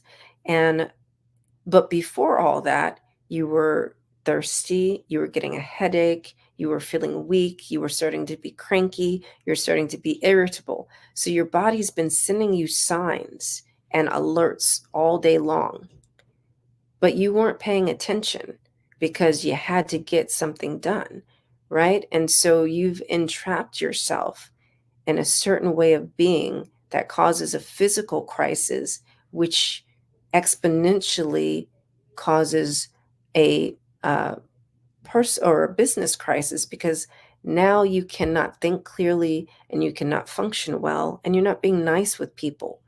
And this destroys relationships, and it's also destroying your health. So this is why it's important to have a personal development team as part of your regular strategies, right? As part of helping you let go of things and ways of being. And it helps to round out your total well-being emotionally, physically, mentally, spiritually, psychologically, right? And so then with the support of an embodiment coach, you feel safe in your body, which is going to change the way that you present and behave with other people. Because when we feel unsafe, right, then we're in victim mode, and everyone's out to get us. And from being, it goes from being a competitive thing to being a shark eats shark world. And quite frankly, that way of doing business is played out. We need more loving and compassionate ways of doing business. We need to find kind ways of doing business. And if you can infuse that into your way of being with yourself and letting things go, letting ways of being go, and letting things go, right? So now, instead of being trapped in the competitive mindset of, I'm going to, be a shark and take away from my competitor, there may be an opportunity for collaboration, right? That you didn't see because you're in this tunnel hustle vision of that inner fighting, inner battle. And it becomes more fluid, and you can be on a higher frequency. That will shift you and help you to pivot very easily when you are just on a different frequency. And so this is why this last point, letting things go and letting ways of being go, is so important. As I know I'm listing this under best monthly practices, but this is something that you get to do daily. And notice my change in word choice there. When you have an embodiment coach, when you have a personal development team, when you have a self-nurturing team, someone or someone's, people helping to reflect back your ways of being, helping to reflect back the way you're showing up in your business, helping to reflect back the way you're being with your body, then you can do so much more for yourself, for your business, and for the world on a daily basis, because now you're going to speak differently. And that is the easiest way to let things go, is through language. It's the vibration of your own words. It's the vibration of your own beliefs. It's the vibration of your own choices. And that frees you. And so if you do not, and there may be people who are watching this, and I know for the younger entrepreneurs who are watching this, you may not have considered this as something that's important, but just as important as it is to have someone that is helping you with your sales and marketing, it's very important to have someone helping you with your self-nurturing practices. And so that you are always operating at your optimum level, and that you're always having a reflector on your ways of being, because we miss the reflectors we have access to. Another word for reflectors are spouses, parents, children, friends, and so we miss and take advantage or take for granted those relationships. So to have a team out here, right? A life coach, an embodiment coach, a self-nurturing coach, that is a thing. That's what I do. Having someone out here to look at your whole world, your spouse, your children, your business, your ways of being, that is so important to create best practices. So as you go into this next year, for your consideration,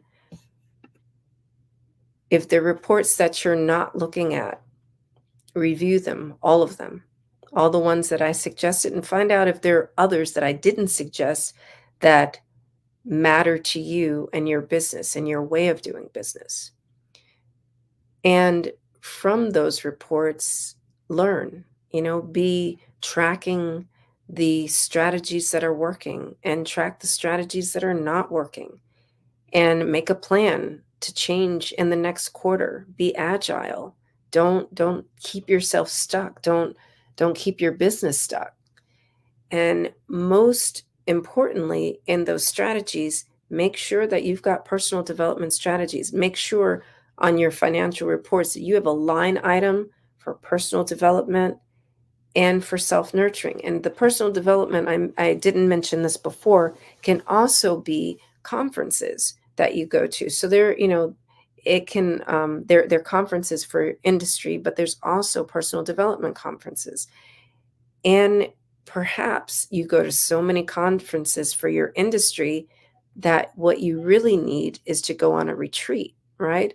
And so I would recommend here to look for retreats that are specific to executives and CEOs. Don't go to any random retreat, because you may not get what you need, and you most definitely will, not be with the people who are like you, who are living like you and experiencing the things that you're experiencing.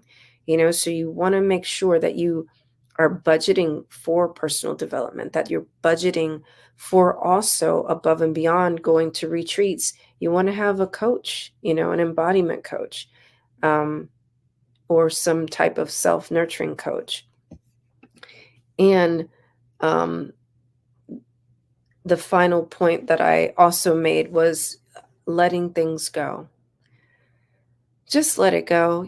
Just like we declutter our closets, the way you perhaps you don't, perhaps that's something to practice.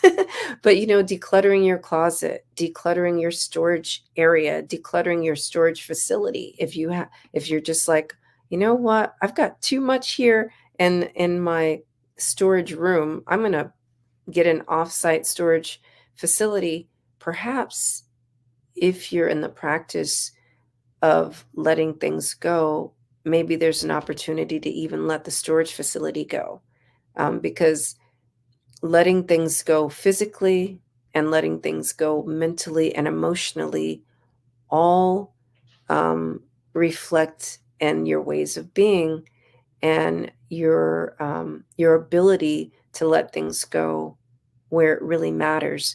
So for the love of your business, take on and create best monthly practices, create best daily practices, create,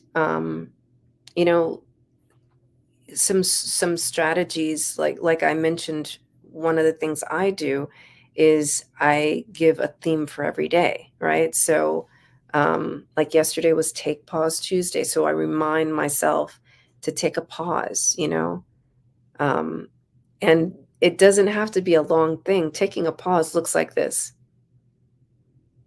I just paused. We both just paused. For like a few seconds. Closing your eyes is taking a pause, because you're shutting down your sensory, your visual sensory. And if you're a visual person, that really matters. Perhaps you're an auditory person, and having the awareness. You may be thinking, Cordelia, what are you saying? I don't know. Am I auditory? Am I visual? Am I tactile? And these are different learning styles. And so this is one of the benefits that I've learned from homeschooling, is I had to understand the different learning styles for humans, right? Children, they grow up and they become adults, and your learning styles don't usually change. They just kind of expand. So knowing how to take a pause. And tomorrow is Transcendental Thursday. And so no matter what happens, I choose to transcend the situation, right? Freeing Friday. These are the words that I'm choosing, but your words create your world. So as you look at your daily strategies for letting go, ways of being, here's another last beautiful tip that I want to share. What I've been doing to show kindness to myself the past couple of weeks is when I think back on something that I did, and I'm like, I start, how we start to beat ourselves up, and the self-talk is, I can't believe I did that. Then the way I say the next part of that is, I release the ways of being that created this situation, and I open myself up to the possibility of incorporating new ways of being that will give me the desired outcome, right? Or the outcome I desire and require. So simple self-nurturing, that is self-nurturing. That is a way of being kind with yourself. And, that's taking the opportunity yourself up to instead love yourself up by just shifting your thought process in the moment like that. So, hi. Hi. Well, thank you so much for being here with us today and sharing your expertise. I know it's timely during the holidays and the beginning of the year, where we have our vision boards in place and we're rethinking how we're approaching everything. Yeah, 100%. So I hope you benefited from that. And I'm available on LinkedIn. I'm currently doing a daily live series. So if you do connect with me on LinkedIn, you'll see I've been doing a 13-day series, and tomorrow's the 13th day.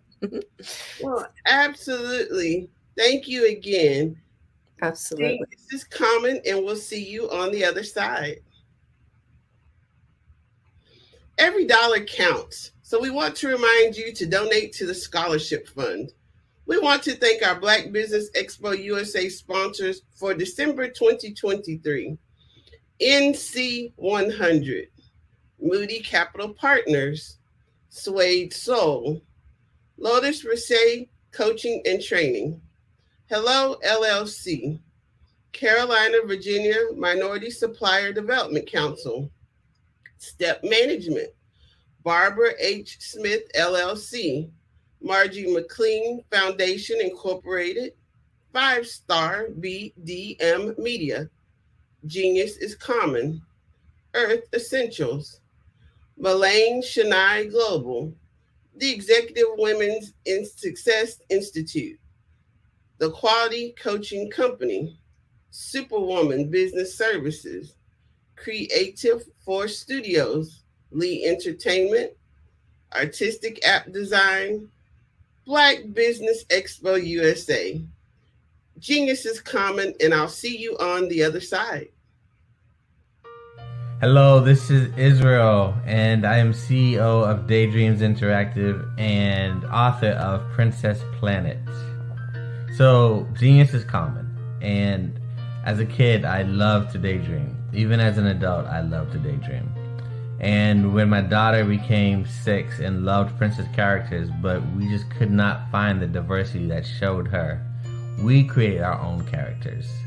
So, for instance, you have Princess Nulu right here. Princess Nulu is from Uganda, and her genius is that she loves to take care of animals. She can actually even listen and hear what they say. And then we have Princess Isabella right here. Princess Isabella, she's from Cuba, and her genius is biochemistry. One day she hopes to eliminate disease. Then we have Princess Nia right here, and Princess Nia is based off of my daughter, and she wants to be the greatest dancer alive. So that's her genius. So what's your genius? My genius is my imagination. Genius is common.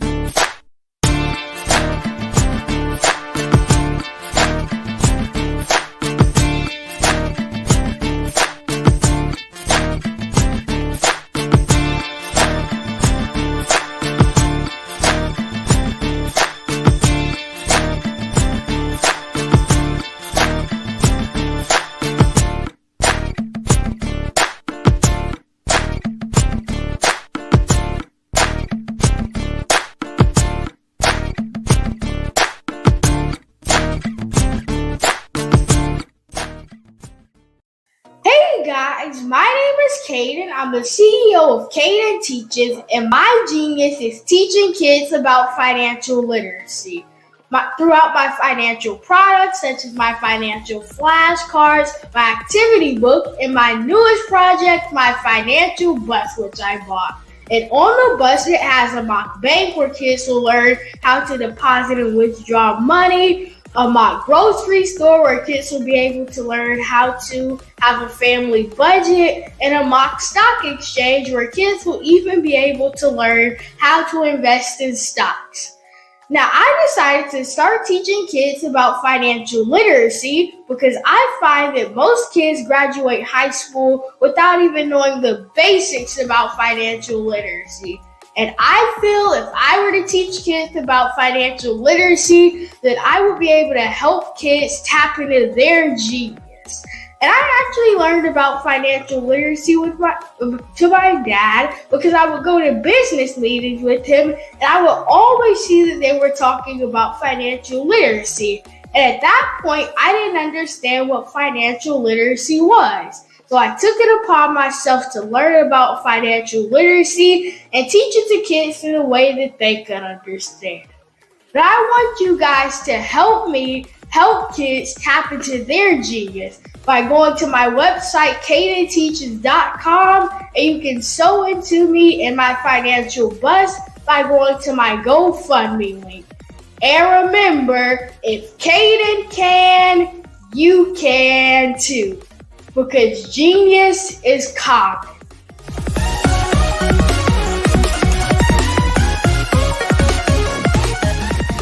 I was born in a little village on the island of Haiti. Many deadly diseases pounded me. It is as if they were on a mission to end my existence on this earth. I refused to give up. In 1983, I left Haiti and came to the United States of America. And I came with $5, 2 shirts. I didn't speak in English. I came to Atlanta. I got a job. I was a doorman. I was a doorman with a dream. What I used to do, I used to come on stage. I'd rehearse this moment that I'm standing in front of you. That's the power of a dream. Maybe today is the day you begin acting as if you already have it. And then step out with full force. Take a risk. No condition is permanent. Don't let your situation distract you. You are chosen. You are called. You are born for a purpose in this life.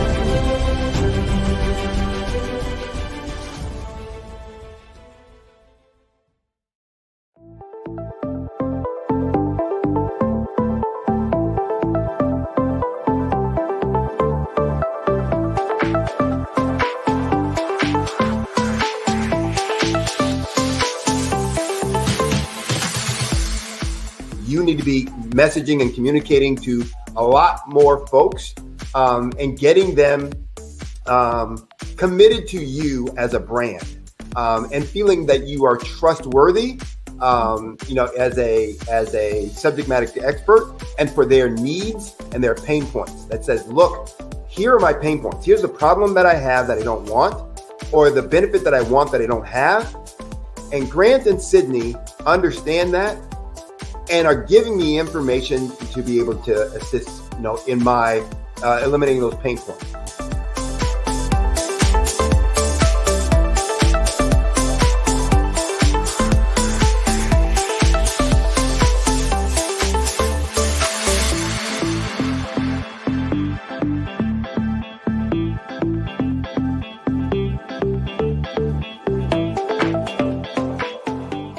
You're going to get a lot out of this workshop.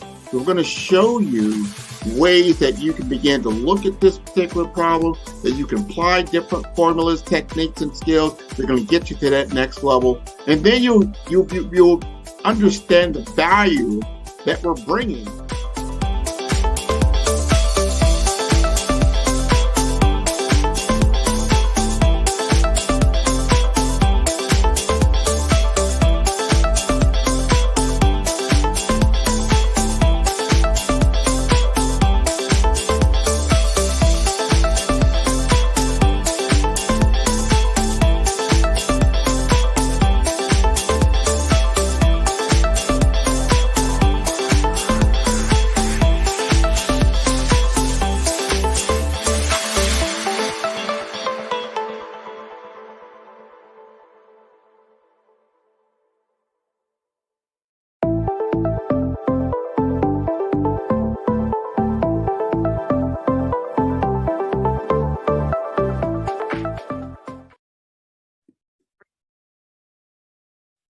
Hello, I'm Dr. Madeline Ann Lewis, President and CEO of the Executive Women's Success Institute. And my genius is helping women accelerate the path to success. I was blessed to have strong women in my life who encouraged, motivated, and pushed me to do my best and to never even think about giving up on my dreams. So I say to women, we must show up to rise up. We have talents and potential, but who will see them if we don't speak up and get noticed? I know that women are a tremendous resource on this planet, and there is nothing more fulfilling than helping a woman tap into her full potential. I do this because I want to be a part of helping as many women as I can to show up, to rise up. I do this because genius is common. I'm Ramon Ray, founder of Smart Hustle Magazine and smallbiztechnology.com.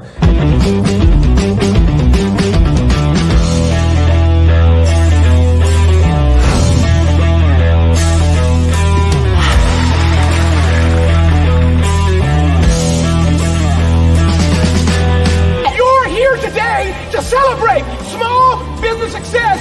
Stand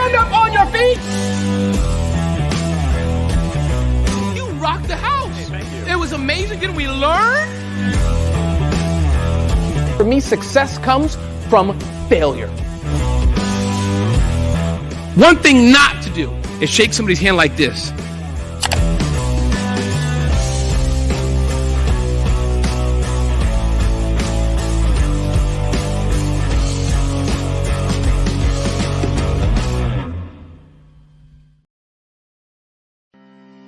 Are you aware that showing off your expertise can gain customers and position you as an expert in your industry? Consumers need confidence to purchase, so let us showcase your knowledge by interviewing you for a 3 to 5 minute video. We'll position you as an industry expert with a customized interview style video, and for a limited time, we'll cover all production costs. Click this ad or call now for all the information. You'll want to experience the same 5-star service our customers love. So take advantage of this one-time offer. Click this ad or contact us now.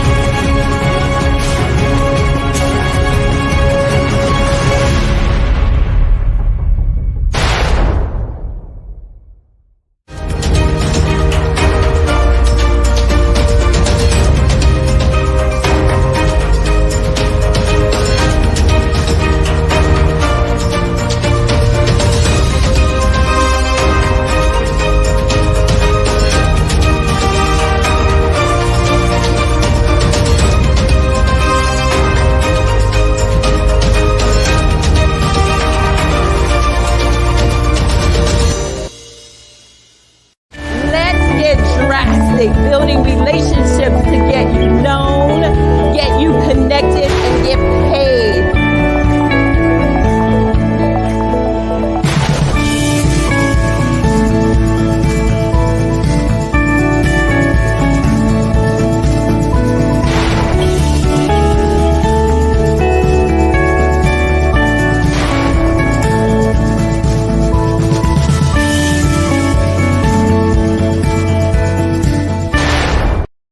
I am from Washington, D.C., but I was raised in Durham, North Carolina. I came to Durham when I was about 5 or 6, and then I traveled back and forth to D.C. because it's where my people are from. One of the unique things about my family is my mother, she's also an artist. She does quilting, and she does a lot of artistic things, and then my son, he draws with both hands, his right hand and his left hand like I do. So that's kind of a family trait. And then my other son, he's a videographer, and my daughter, she works, she's a regional vice president for Sunglasses. When you start out drawing and sketching, you want to continue to explore, each avenue. I do pastels, I do pen and ink, I do painting, I do acrylics. I haven't done oils yet. But I try to do all facets of art. What I say to a lot of times to people is, you can't put yourself in a box when you're an artist. You have to explore. And over the course of my life, I've tried to explore different mediums. I also do sculpture as well. I choose my subjects by the intensity that they have in their faces, or the intensity that somebody is moving, because I do more than portrait drawings. I also do I do abstract, and then I do figurative drawing also.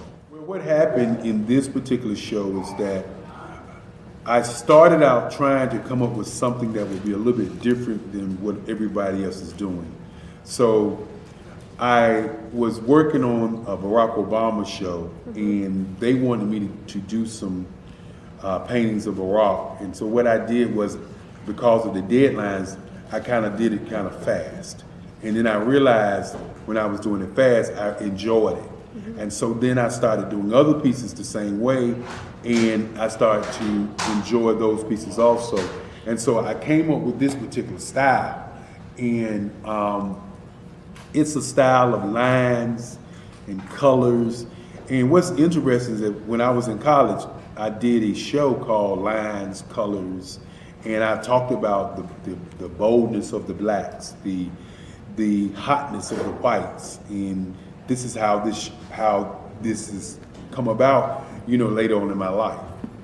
And the colors comes from a lot of the entertainers that I work with, where they wear different colors. They don't wear, your plain reds or your whites. They wear different colors, and so that's also another piece of what's giving me the colors.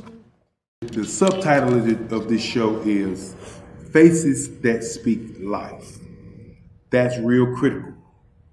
Faces that speak life. Each one of these pieces is a life source and a life energy that's being put on display for people that are looking at it. I always say in terms of my art, it's not important that I draw them. It's important what you get out of what I draw. I don't try to just draw it because you like it. People wanted me to do prints. I didn't do prints. People asked me to do different people, but the people that I choose are people that make a difference in the lives of people in the world. So the human landscape idea was, again, as I say, the lines represent your emotions, it represents your ideas, and it represents your journey as a human being. And that's why you get the different pieces and the different looks. And as you notice, I try not to do one look that looks alike another look. And that's what's the most important part of this show.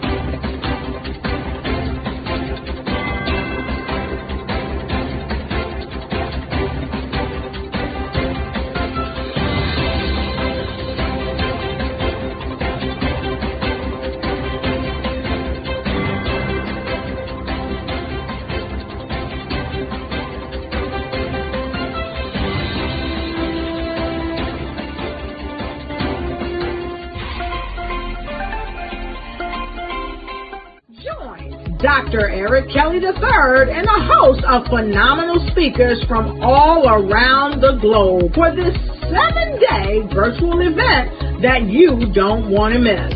The mission of the Black Business Expo is to raise scholarship money from kids all the way from high school all the way from college. The Black Business Olympics is one of the largest Black business showcases in the world. It is an opportunity for businesses and companies to showcase their businesses globally.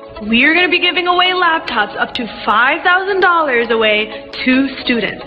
Again, I'm Olivia Appleberry, the founder of 2 Cents Finance and one of the speakers for the expo. I am so excited to see you there. For more info, go to www.blackbusinessexpousa.com or call 919-308-9090 and hope to see you there. I am Black Business. From the moment I wake until the time I sleep. Yes, I am Black Business. I am Black Business. Tell me, are you Black Business? I am Black Business. Do you support Black businesses? Listen, I support Black business because I am Black Business. Black Business Expo, one of the largest business showcases in the history of black business in the world. The world! Sign up today at www.blackbusinessexpousa.com or call 919-308-9090. I am Black Business. I am Black Business. From the moment I wake until the time I sleep, I am Black Business. I am Black Business. Are you Black Business? I am Black Business. Do you support Black businesses? I support Black business because I am Black business. Black Business Expo, one of the largest business showcases in the history of Black America in North Carolina. Sign up today at www.blackbusinessexpousa.com or call 919-380-9090. I am Black Business. I am Black Business. From the moment I wake until the time I sleep, I am Black Business. I am Black Business. Are you Black Business? I am Black Business. Do you support Black businesses? I support Black business because I am Black business.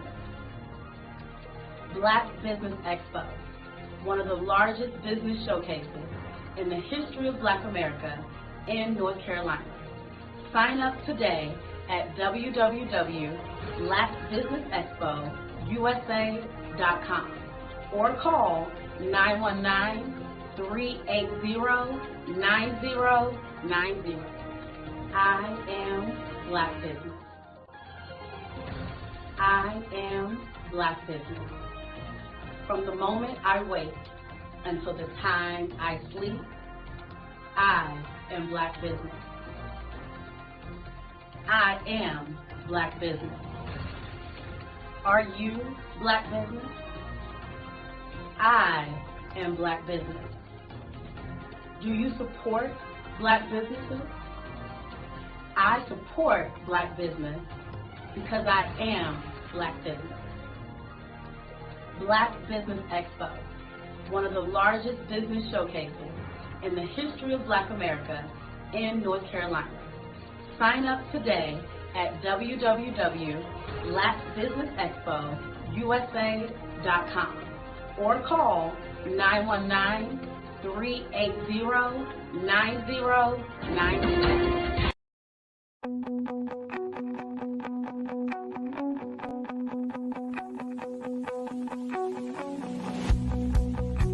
I am Black Business. From the moment I wake until the time I sleep. Yes, I am Black Business. I am Black Business. Tell me, are you Black Business? I am Black Business. Do you support Black businesses? Listen, I support Black business because I am Black Business. Black Business Expo, one of the largest business showcases in the history of black business in the world. The world! Sign up today at www.blackbusinessexpousa.com or call 919-308-9090. I am Black Business.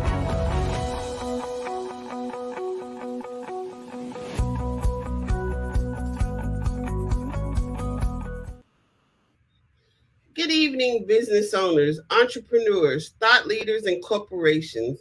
Welcome to the Black Business Network. My name is Crystal Gomez. I am your business moderator for this evening on the Black Business Network. The Black Business Network is a 24-hour business network showcasing Black businesses, business owners, entrepreneurs, and thought leaders worldwide. We have speakers from North Carolina, London, Singapore, Africa, Japan, and cities all over the United States. The Black Business Network is a global community sharing its business knowledge to empower, inspire, and educate businesses about business. Our next speaker is Jeffrey Ingram.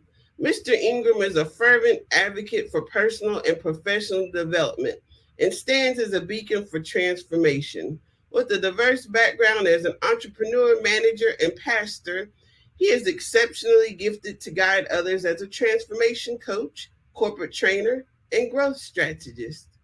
His expertise lies in crafting accountability and outcome-focused strategies that propel decision makers and aspiring leaders to peak performance, ensuring a harmonious alignment with their personal and professional goals. He is also dedicated to the advancement of growth-oriented clients, helping them to excel in identifying and dismantling limiting beliefs and challenges, paving the way for explosive success on individual, team, and organizational levels. I present to you Mr. Jeffrey Ingram. Hello, everybody. Hello, Crystal. Hello. Genius is coming, and I'll see you on the other side. Thank you. Yes, genius is coming. Hello, everyone. It's such an honor to be here. My name is Jeffrey Ingram. It's an honor to be a part of the Black Business Olympics once again. This is an amazing organization doing some amazing work to empower the next generation of leaders. And I'm so for the work, and I'm excited to be a part of this expo again today. Now, tonight, I feel that there is a very important transition that's happening right now in the world. Now, this happens on a regular basis. Sometimes we see it, sometimes we don't. Sometimes it is a massive conscious awareness of shiftings. Sometimes there's not. And so throughout my life, I am this year, September, I celebrated my 39th birthday. And over the years of my career, I have witnessed so many transitions in life. I've been blessed to be as my bio, as I'm humble to say, like as it put, I have been a part of the growth, the launching, the development of literally hundreds of businesses and organizations, and the careers and the lives of thousands of people just like you and I, professionals, leaders, business owners, who are not just focused on growing a successful, thriving business or institution or organization, but also very, very passionate about their personal growth and development. They want to make sure that they maintain a personal life, a healthy personal life. I've been a part of this journey. Better yet, I call it a quest. For the past 10 years, I've been on this quest, the quest of purpose, the quest of walking in, living in the purpose that the Creator sent me, the purpose that genius has been given to me, the level of genius that I operate in, and the level of genius that we all operate in. It's all due to purpose. And so it's been a very, very, how do I say it? It's been a very emotional, it's been a very triumphant, it's been a very challenging, been a very, very interesting journey the past 10 years. Now, I have been blessed to be the father and husband, the husband of 18 years with my wife, beautiful wife, Nicoya, and we are parents of 8 and 1 angel. We have 4 sons, 4 daughters. Our angel, her name was Janae. She transitioned at 3 weeks old. And so through our lives, when I say our lives, meaning the life of myself, my wife, who was my life partner, and the children that we're raising, there has been several ups and downs and triumphs and victories and challenges that we have been blessed to survive. In fact, what what we have embarked on, what we have unknowingly embarked on, this quest of empowering and building an organization, an institution, a legacy that will not only out-survive us, but will survive through our children and our grandchildren and great-grandchildren. I've discovered some kind of disheartening information that wasn't really necessarily mainstream information for young people like myself. When I realized what my purpose was, what I wanted to do in my life, I remember I was 10 years old. I knew that I was going to be, my dream was not to be a doctor, not to be a firefighter or a teacher, but it was to be a business person, to be a businessman, as a matter of fact. I knew within myself, like, I was sent here to do business, to be able to, I didn't know exactly what kind of business, but I knew that for what I was sent here to do, there was a level of freedom, of flexibility, of no limits to my income potential, more specifically because of a job or being able to get a paycheck and someone being able to tell me how much I could earn. I knew that the best route to avoid that would be business ownership. And so my career started very early. I was 14 years old and I started my first business at that time. And within a couple of months, I actually got my first job and I started working at the local Dairy Queen in Eagan, Minnesota. If you're familiar with United States and Minnesota, Eagan, Minnesota, if you're familiar with Eagan, Minnesota, shout out to you. But Eagan, Minnesota is a small city. And I was there and I got hired at Dairy Queen. And I started making dilly bars and making Buster bars and making blizzards. And I made $5.25 an hour at that time. This was 1999. And I knew that that would not be enough for me to live my dreams as an eighth grader at that time.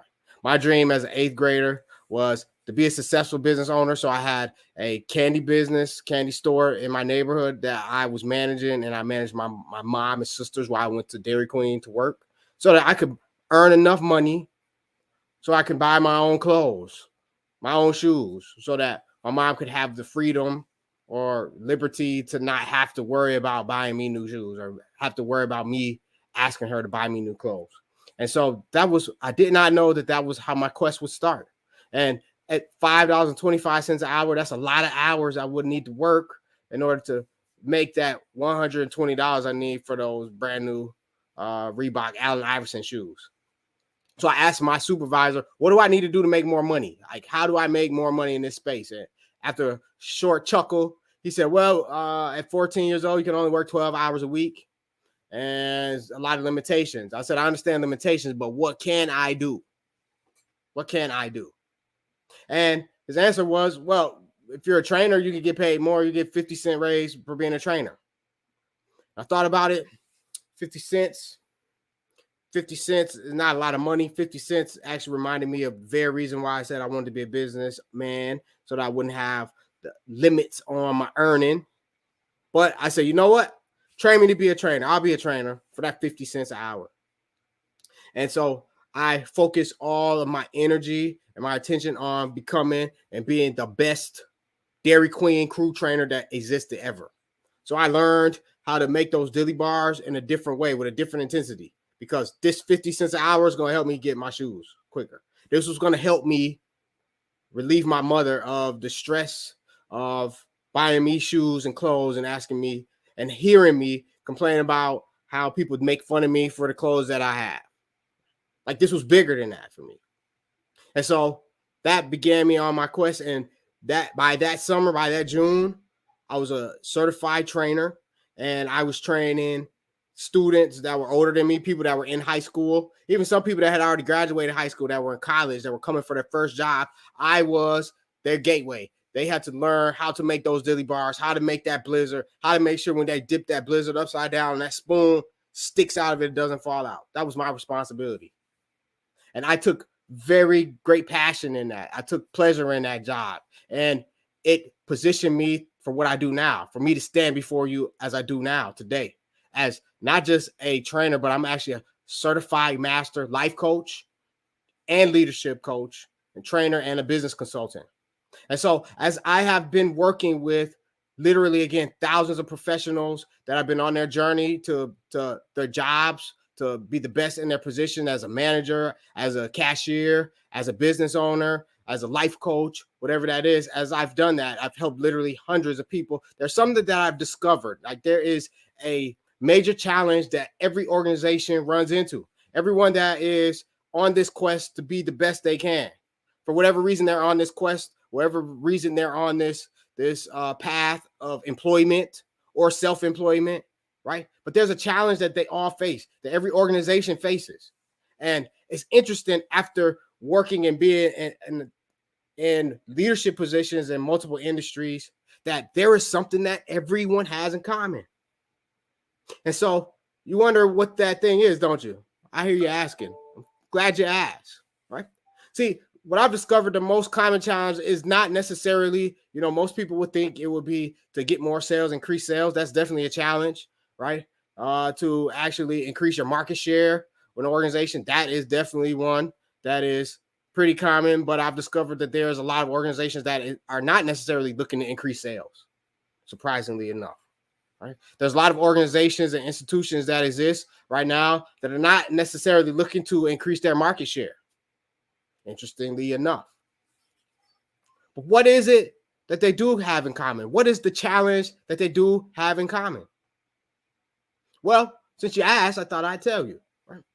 The most common challenge that I've discovered that they face is how to actually maintain a healthy personal life while pursuing a thriving career or building a thriving business or organization. How do you maintain a healthy personal life while you're building a business or building a career? See, this right here, this problem is the biggest problem or challenge that I've discovered almost every institution or organization faces. The people within the organization, when they do not have the skills, the strategies, the discipline necessary to maintain a healthy personal life while pursuing or building this organization or institution that they're a part of, what happens is things fall out of what we call balance. Now, the thing is, balance in this instance in real life is really kind of unachievable, kind of unattainable, being that there are more than two things that we have to balance in our lives, right? Yeah, I do say our personal life and then our professional side of our life. But within our personal life, there's so many different dynamics in our personal life. And within our profession or our business that we're growing, there's so many dynamics that are included in that, right? And so to find perfect balance is almost impossible. So because of that, I've learned to change this pursuit. This pursuit is no longer to find balance, but how to create harmony within our personal lives as well as our professional lives, right? Now, how do you find harmony in a personal life and a professional life? How is this a common goal? How is this a common challenge? And how can this challenge be overcome? Well, we'll start with this, like defining what success looks like in finding harmony in your personal life and your professional life. What does success look like? Well, that's a great question, because success actually looks different for everybody, especially for someone that's growing a business or institution or organization, right? While maintaining a healthy family life, a personal life that includes your family, like myself, as I've been raising a family of 8 children. My oldest at this point in life, while we're doing this session here, is 20 years old. Her name is Ariana, and my youngest is 3 years old. So raising young people from the age of 3 years old to 20 years old, a 17-year span of life in the balance, is a challenge that very, very few people even face today in our world. Now, if we were to ask this question 10, 15, 20, 30 years ago, it'd be more common to see families that have more than 2, 3, 4, 5, 6 children. Nowadays, average family is 3 children. And so already I live with 3 times the average. Okay. And to add insult, if I would call it insult, but to add some weight to this, most families do not, 50% of families, especially marriages, they end in divorce nowadays. That's not even with the weight of trying to build or grow a healthy or thriving business. So just the personal side of life, almost 50% of people that are really serious about maintaining a healthy life, especially growing a family, they don't even succeed. I'll let that sink in. Now, with that in itself in motion, the weight and burden of growing or launching a healthy, thriving business or institution or organization, right? Statistics show that most businesses do not survive past 5 years. Most don't even survive. Most do not even survive. And for so many reasons, most businesses or institutions or organizations don't survive. So we have on our hands trying to balance or find harmony in maintaining a healthy family, which statistics show most people don't, or half of the people who embark on this journey don't succeed. And at the same time, maintain or grow a thriving business or organization while doing this. And so if you are, as we all are here, small business owners, you understand the struggle. You understand what it is. You understand that, man, it's an unachievable thing sometimes, right? It can be achieved, but then one little thing can happen. One thing can happen in the family. If you have children, right? Have one child that go through a health scare, or have one child that joins sports, right? That requires more time, more attention than before, the semester before, which throws off what we did find, what you did think you had for harmony or balance. It throws that off. And so now we have to recalibrate this, and then to recalibrate on this side, right? How do you compensate or recoup the time that's spent here, right? It's a struggle. You know, as we say, the struggle is so real. And so defining success is important and unique for everyone. And so I like to think that I'd like to take a minute to have you think about, what does success look like for you? What does maintaining harmony within your personal life and professional life, what does that look like for you? See, success is anything that is intentional, any intentional goal that you embark on that is achieved. That is success. See, the thing is, just for the fact of you are alive and surviving, and your family is, or your personal life has a level of health, right? That is more than just surviving, right? Your family is in place. Your business is somewhat in place. You have succeeded to some degree. Now, this may not be the way you thought about success. It may be not your dream. You might not have achieved that point yet. But it's important to understand and identify success, and even at its most essential core functionality of success. Once you understand success and see what success is for you, I have a framework, and I call it a cheat code, that I suggest and I teach my clients and my students, and within my own organization and my family. I teach to define success, but not only define success, but to achieve that success. Okay. And the first step in this framework is to identify the right goals, right? How do you know what success is for you? If the goals that you are attaining or you pursuing to attain are not specific to you and your life and your family and your organization and your institution, how it's impossible to ever achieve true success if you are pursuing the goals of another business or organization. There's no way. In fact, the unique genius and creative ability that the creator is giving you was specific to you, and not just specific to you, but to serve a specific group of people. That group of people starts with yourself, your family, your community, but then also your customers, right? Your people that co-labor with you to serve those customers, right? Like, it's important that you have an understanding of the people you are here to serve, and you identify the goals that will make them successful. What is success to them? What is the place they're trying to get to? Your business or your institution or your organization should be established to help a specific group of people achieve success in their level, right? In their eyes, that they feel the success there. And so if your goals are not to help and identify what success is for those people you're here to serve, starting with yourself and your family, right? Then the goals that you pursue, your resources, your time and attention are all for naught. You're technically casting your pearls to swine. So it's important to understand success, not only on an outer level and people, how other people see it, but on a holistic level for yourself.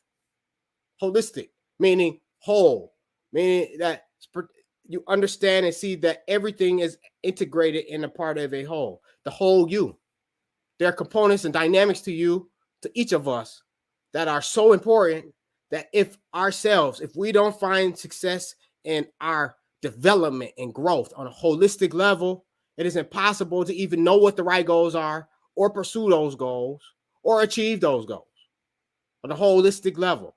Now, I'm sure you probably heard of holistic and common conversation and mainstream conversation. I know you've heard of that, right? And I've discovered, though, on my journey that the definition and the idea of holistic care, holistic growth, holism is not as whole as it really should be.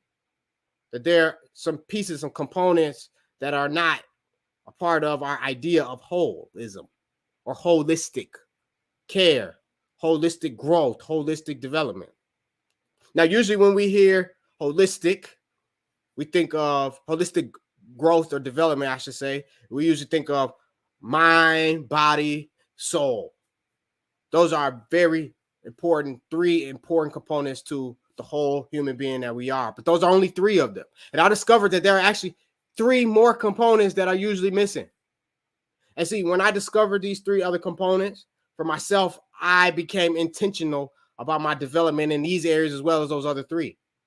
And when I started to focus on and being intentional about putting attention on my development in those three as well as the other three, I saw results that I never imagined. And when I saw those results I'd never imagined, I told my wife, I said, babe, well, I call her sweetie. That's my boo. Boo, do you believe, listen, these three areas of my life that I started putting more attention in, and I discovered if people would, how different their lives would be, how different the world would be, how different businesses, organizations would be. And I know by now you're probably like, what are these three areas, Jeff? Well, I'm glad you asked what those other three areas are, right? So the first of those three areas is my social component of my life. Social. We're humans, social beings. We live here on this planet with literally 8 billion other human beings. And our ability to engage with, to effectively connect with, and serve, co-labor with other human beings on a social level, again, started with your family, started with your community, those friends that you have, your family members, right? Those people you co-labor with, your clients, customers, right? Your ability to connect with them on a social level is important. That's a huge component. The second of these three areas is professional, the professional side of your development of who you are. Yeah, we are professionals. We're professionals at something. Hopefully, if you're going to be successful in life, and again, if you are a business owner or a leader or someone who is helping grow a business or organization, that is a profession, right? And if you are not intentional about developing yourself in that area of profession, you will find yourself like so many people that we all have been plagued with, working with, co-laboring with, collaborating with. Yeah, you know what it's like to work with those people who figured it out 10 years ago, 5 years ago, 3 years ago, and are so stuck in that space, in that way of doing whatever it is they do professionally. Those that have literally retired from their growth and development. As my childhood hero, Allen Iverson, quoted and made very famous, practice? What? We talking about practice right now? Yes, practice, development of your profession. We all know what it's like to work with those people. And so because of that, it's important that that's a part of our personal development, our professional growth. Now, the third area is something that might have slipped through your fingers. It might have slipped through the fingers of your brain or your mind. But if you're part of this organization, this amazing organization, then you probably know what I'm talking about. But this sixth area is the creative side of who we are. Yeah, creative. See, as humans, we were created in the image of the Creator, in the image, in the likeness of the Creator. See, creation is a very divine phenomenon. It is something that is a gift that's given to us as humans to create. To create what? Well, we create all kinds of things. All kinds of things we create. In fact, from the moment of our conception, in fact, probably before our conception, those of us that are those of you that may understand, the quantum physics, understand metaphysics, understand that everything actually already is that will be, right?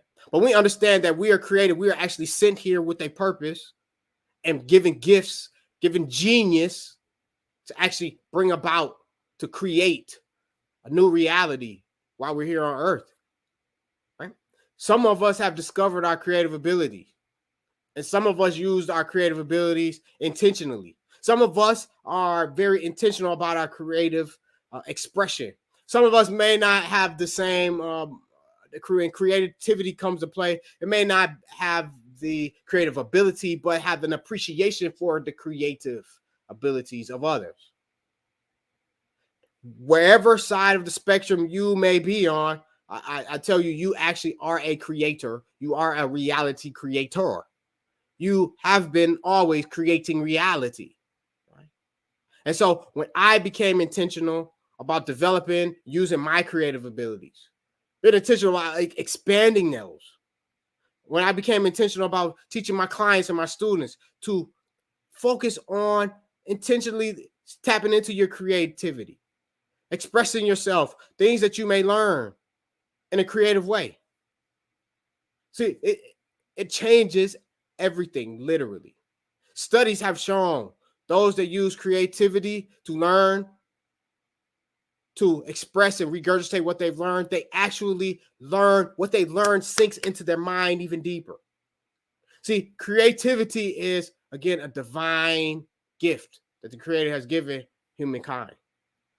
And so when you add those three components to your personal growth and development, you really have a whole system. The system that you're using is actually whole, complete. There's not pieces or components missing.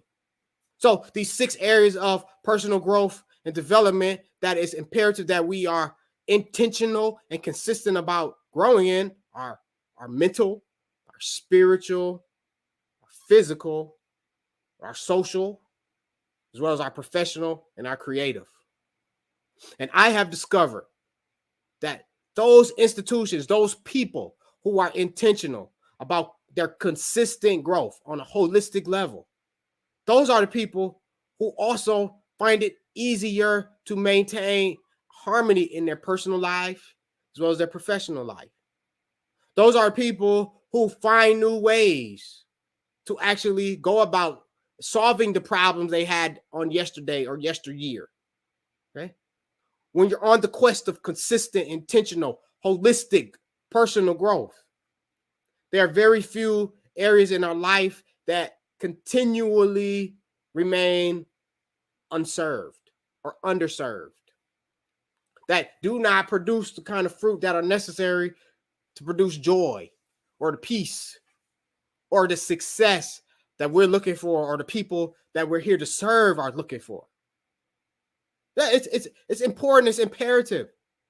And think about this in your life. Think about the people or the areas in your life of those 6. How many of those areas of your life have you not been as consistent or intentional about growth in? Take a moment. Think about it. Now, I want you to think about what is the one thing, not if it's not the one thing, but one of the things that you have just neglected, you have just overlooked, you have just kind of swept under the rug that you know would help you overcome the limits or the obstructions or the obstacles that have been besetting you, that have been slowing you down? What's the one thing? Now, the one thing, honestly, if you think about the one thing, I don't know why it may be a thing that you swept under the rug. But I would like to encourage you and motivate you today as we prepare to close 2023. I would like to inspire and motivate you to seek out, identify the people or the resources or the tools that's necessary that can help you overcome that hurdle.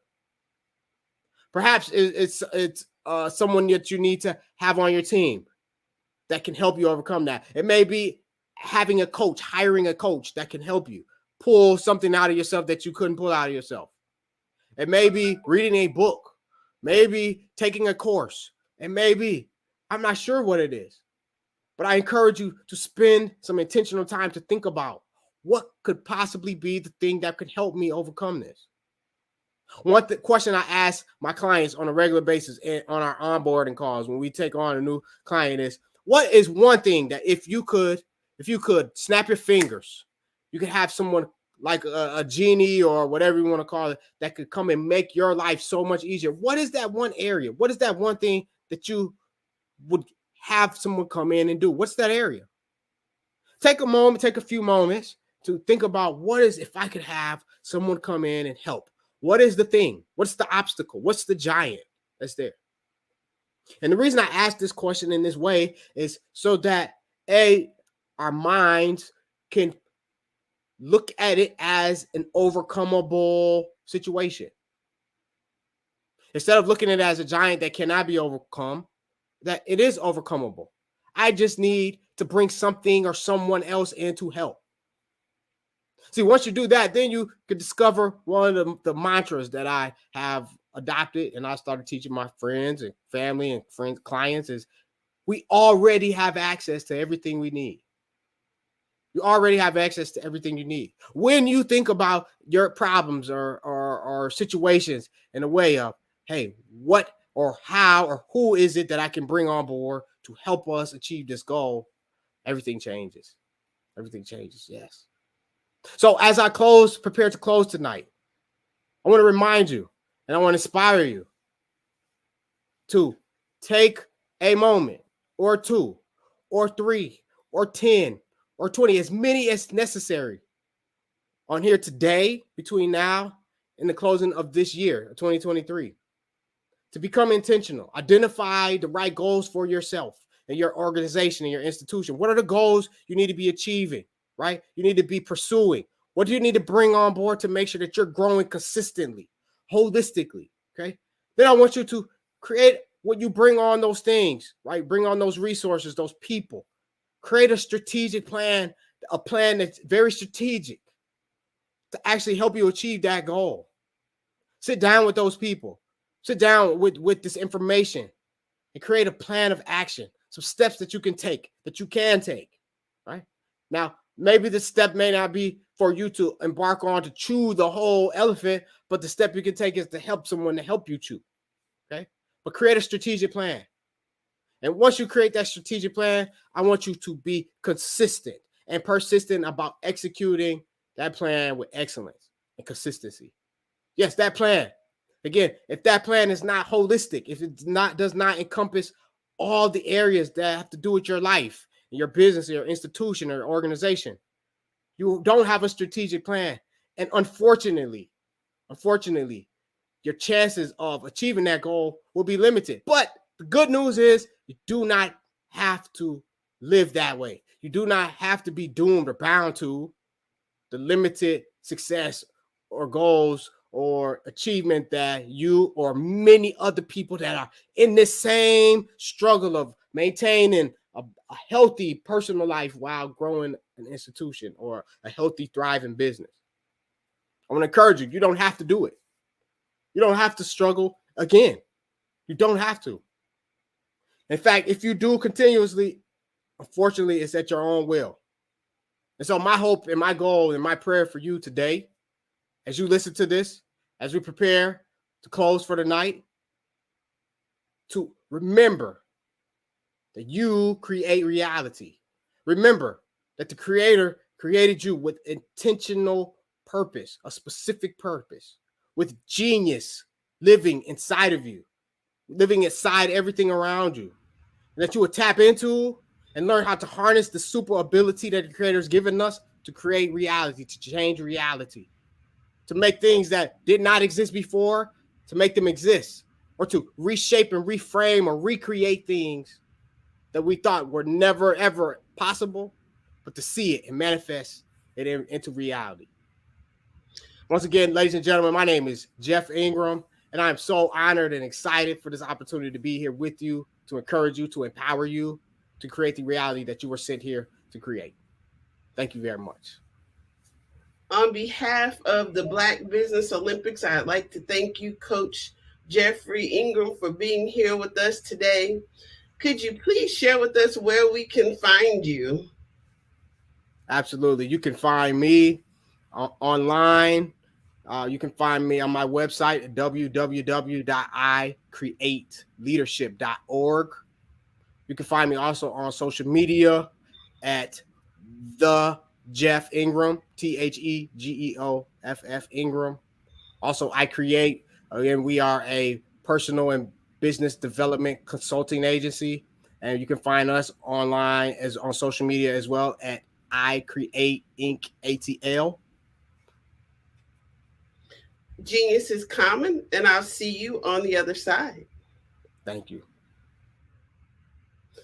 The Black Business Expo's mission is to raise funds for high school seniors going to college or K-12 entrepreneurs. The Expo is a fundraiser for students. You may go to www.blackbusinessexpousa.com to donate to the scholarship fund, or use the Cash App that's on the screen below, $BBXUSA. Our goal is to give laptops and up to $5,000 to 10 students.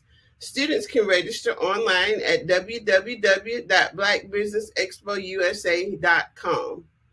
Every dollar counts, so we want to remind you to donate to the scholarship fund. We want to thank our Black Business Expo USA sponsors for December 2023. NC 100, Moody Capital Partners, Suede Soul, Lotus Richey Coaching and Training, Hello LLC, Carolina, Virginia Minority Supplier Development Council, Step Management, Barbara H. Smith LLC, Margie McLean Foundation Incorporated, 5-Star BDM Media, Genius is Common, Earth Essentials, Mullane Shania Global, Executive Women's Success Institute, The Quality Coaching Company, Superwoman Business Services, Creative Force Studios, Lee Entertainment, Artistic App Design, and the Black Business Expo USA. Genius is common, and I'll see you on the other side. I am from Washington, D.C., but I was raised in Durham, North Carolina. I came to Durham when I was about 5 or 6, and then I traveled back and forth to D.C. because it's where my people are from. One of the unique things about my family is my mother, she's also an artist. She does quilting, and she does a lot of artistic things. And then my son, he draws with both hands, his right hand and his left hand like I do. So that's kind of a family trait. And then my other son, he's a videographer, and my daughter, she works, she's a regional vice president for Sunglass. When you start out drawing and sketching, you want to continue to explore, you know, each avenue. I do pastels, I do pen and ink, I do painting, I do acrylics. I haven't done oils yet, but I try to do all facets of art. What I say to a lot of times to people is, you know, you can't put yourself in a box when you're an artist. You have to explore. And over the course of my life, I've tried to explore different mediums. I also do sculpture as well. I choose my subjects by the intensity that they have in their faces, or the intensity that somebody is moving, because I do more than portrait drawings. I also do I do abstract, and then I do figurative drawing also. Well, what happened in this particular show is that I started out trying to come up with something that would be a little bit different than what everybody else is doing. So I was working on a Barack Obama show, and they wanted me to do some paintings of Barack. And so what I did was, because of the deadlines, I kind of did it kind of fast. And then I realized when I was doing it fast, I enjoyed it. And so then I started doing other pieces the same way, and I started to enjoy those pieces also. And so I came up with this particular style, and it's a style of lines and colors.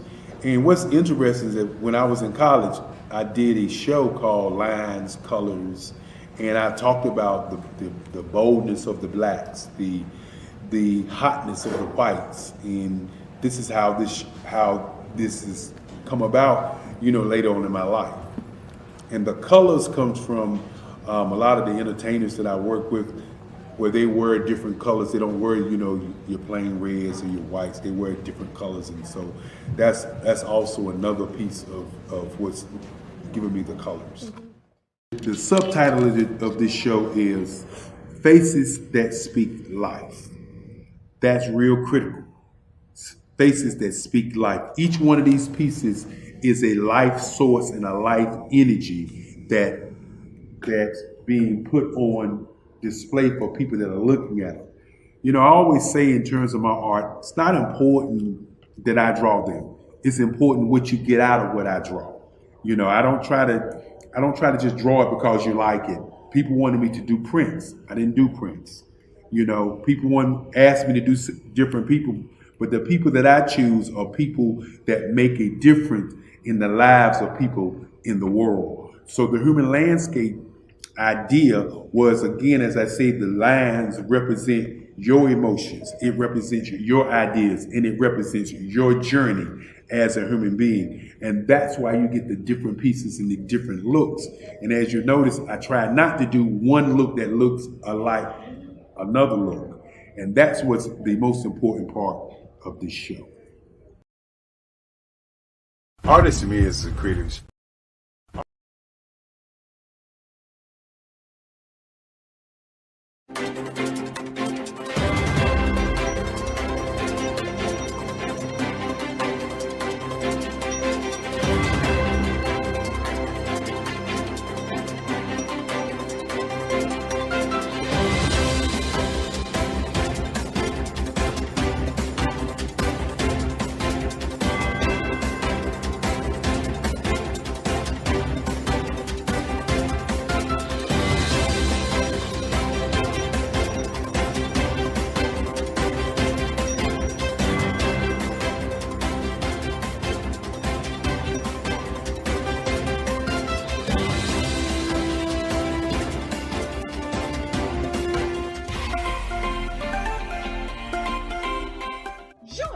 Dr. Eric Kelly III and a host of phenomenal speakers from all around the globe for this 7-day virtual event that you don't want to miss. The mission of the Black Business Expo is to raise scholarship money from kids all the way from high school, all the way from college. The Black Business Olympics is one of the largest Black business showcases in the world. It is an opportunity for businesses and companies to showcase their businesses globally. We are going to be giving away laptops up to $5,000 away to students. Again, I'm Olivia Appleberry, the founder of 2 Cents Finance and one of the speakers for the expo. I am so excited to see you there. For more info, go to www.blackbusinessexpousa.com or call 919-308-9090 and hope to see you there.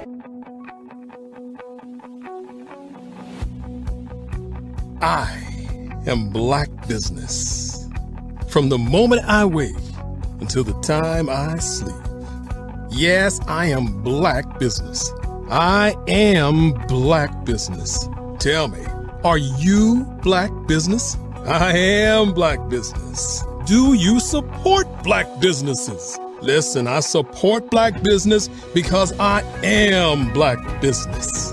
Black Business Expo, one of the largest business showcases in the history of Black business in the world. The world! Sign up today at www.blackbusinessexpousa.com or call 919-308-9090. I am Black business. I am Black business. From the moment I wake until the time I sleep, I am Black business. I am Black business. Are you Black business? I am Black business. Do you support Black businesses? I support Black business because I am Black business. Black Business Expo, one of the largest business showcases in the history of Black America in North Carolina.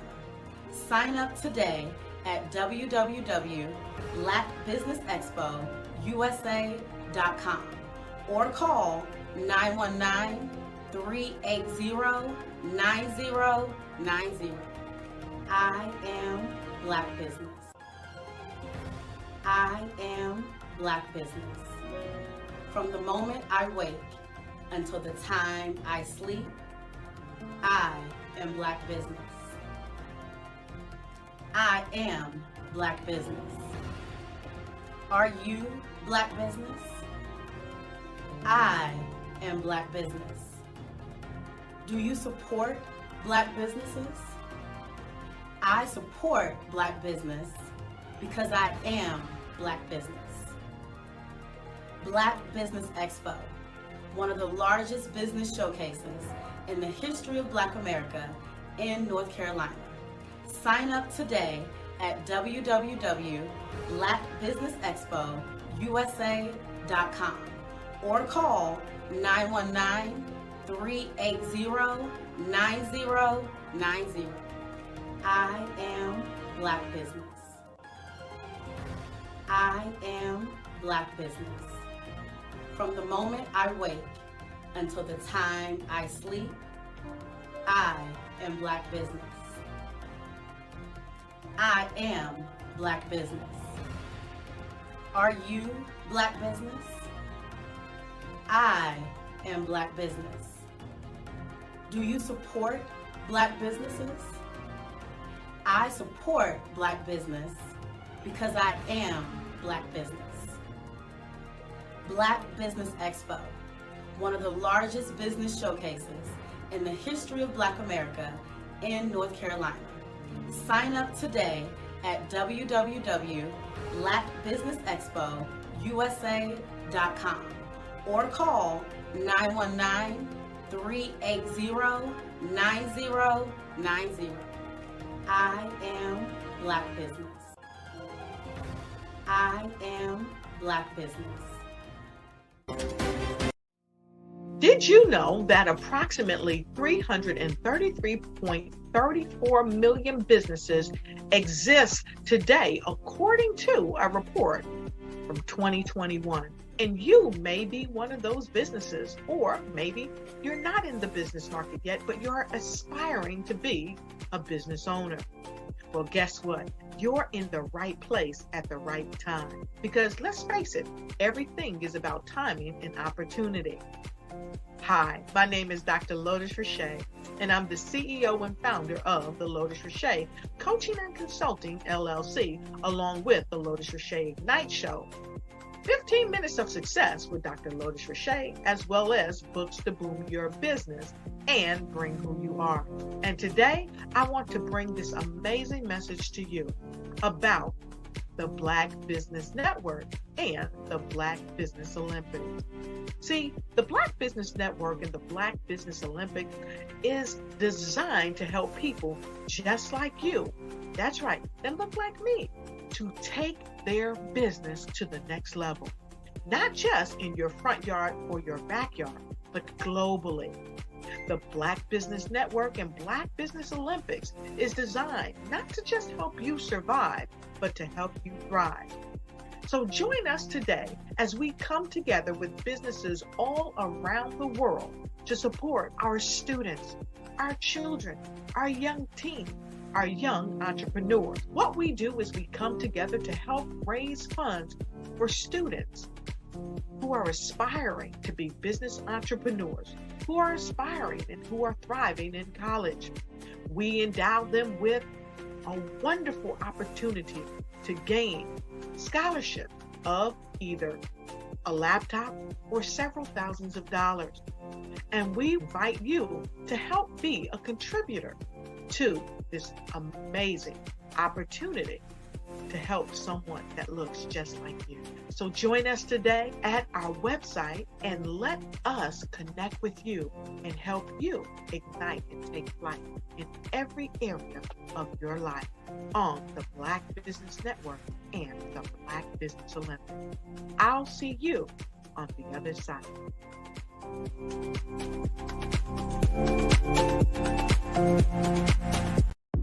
The Black Business Network and Black Business Olympics are essential platforms for Black business owners globally. They provide the tools and support you need to succeed in today's competitive marketplace. Join us today as we collaborate together with businesses from around the world to support our children, students, and young future entrepreneurs, Black businesses and corporations. We raise funds for students going to college and young entrepreneurs who are aspiring to be business owners, and we invite you to be a contributor today.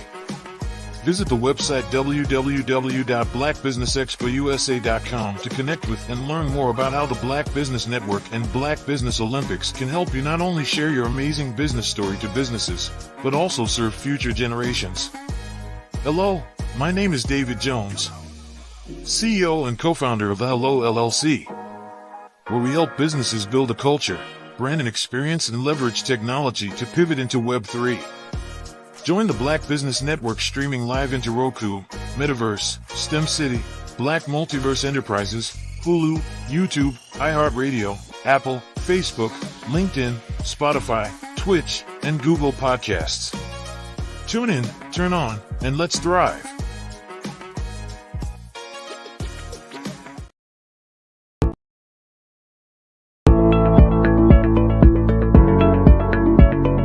Prepare for what's coming and dominate in economic winter.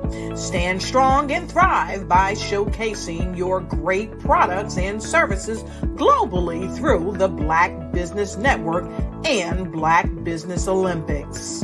The Black Business Network has showcased over 2,000 companies with over $7 billion in sales each year. Over 10 million attendees have viewed the rebroadcast each month. Through the Black Business Olympics, unique styles of business training and mentoring are turning students into business owners and entrepreneurial warriors who will dominate in any economy. Gain the ultimate advantage of the Black Business Olympics, 7 days of unbelievable topics and speakers speaking around the globe. Donate your time and experience to provide expertise and scholarships to students worldwide and change the world.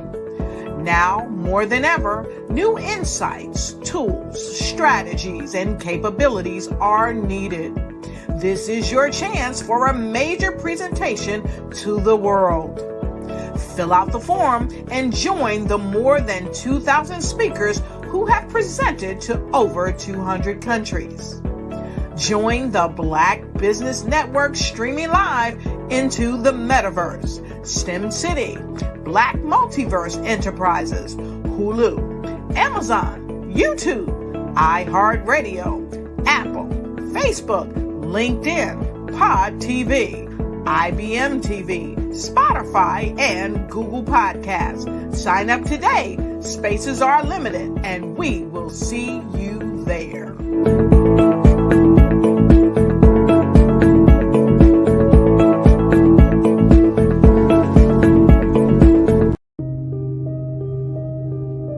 The Black Business Expo is changing my life. This year, they are giving away laptops and even $5,000 in cash to students just like me. I'm Alexis, and I want to go to college to fulfill my dream of becoming an entrepreneur. Help the Black Business Expo going to www.blackbusinessexpousa.com and also becoming a vendor, a sponsor, or donating.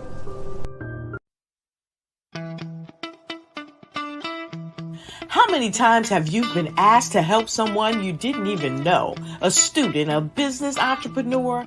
Or did you ever even ask, where did they end up? That business, that friend, that entrepreneur.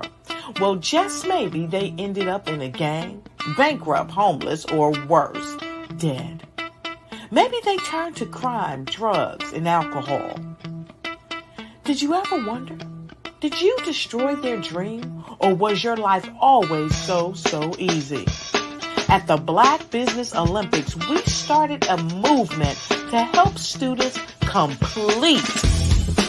Give them hope and foster success. Help them to leave their dreams of providing laptops, computers, and up to $5,000 in scholarship funds. Today, we ask you to help a student, a business owner, or an entrepreneur to realize their dream by sponsoring them, supporting them, and buying from them. Consider this. With $1.6 trillion in our Black community, we only ask for a small donation for our students, our businesses, and our entrepreneurs. And you can change a life today. So I ask you, what are you going to do? Sit on the sideline and watch our students in high school be leaders, miss out on their dream from lack of resources? Or are you going to donate to the movement and change their future and yours as well? Give us a call today at 919-308-9090. Change their life by investing with action to the Black Business Olympic Fund. The Black Business Olympics, one of the largest business showcases of Black business in the history of the world.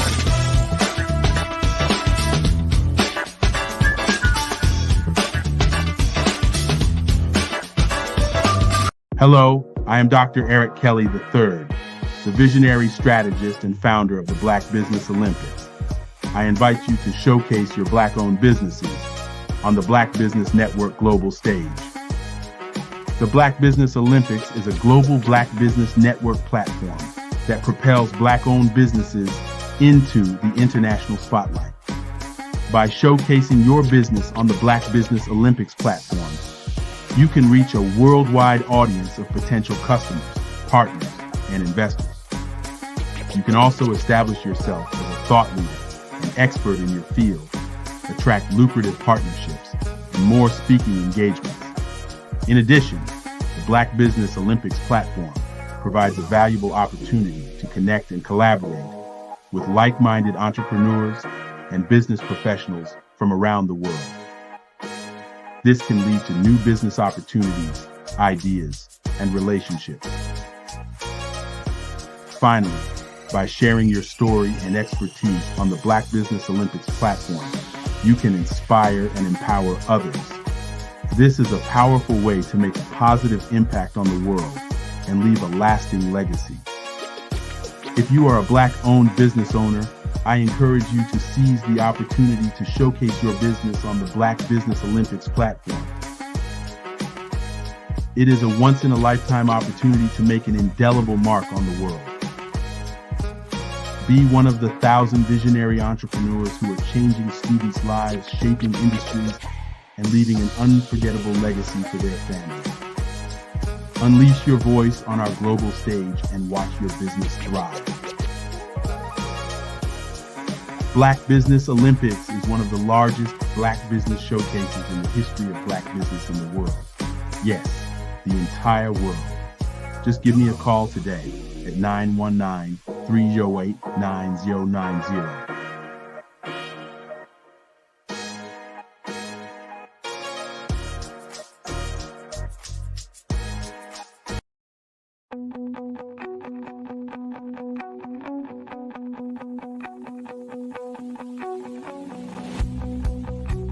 I am Black Business.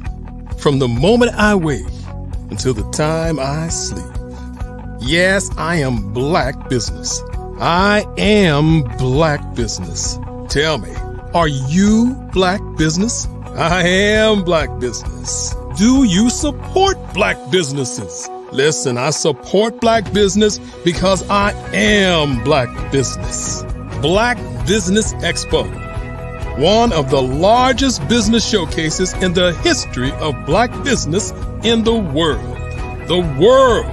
Sign up today at www.blackbusinessexpousa.com or call 919-308-9090. I am Black Business.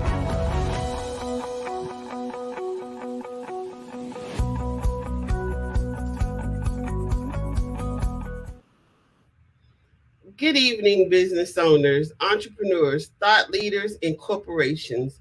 Welcome to the Black Business Network. My name is Crystal Gomez.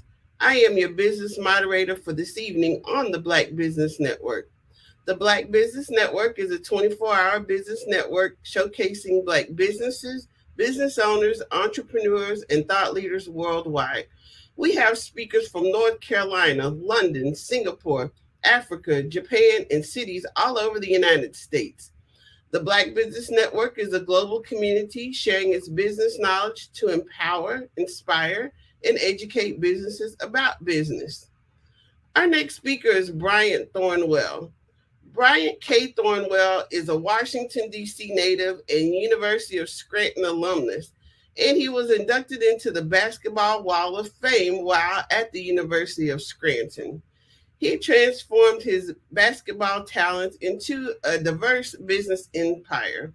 With over 35 years of experience, he is a multipreneur with ventures in mortgage, HR, construction, and tech. Mr. Thornwell's passion is to aid small to mid-sized businesses in the DMV area and to help them prosper. I present to you Bryant K. Thornwell.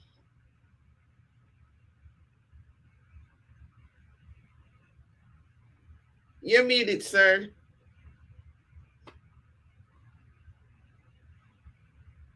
All right. Sorry about that. How are you? I'm well. How are you? I'm great. Genius is common, and I'll see you on the other side.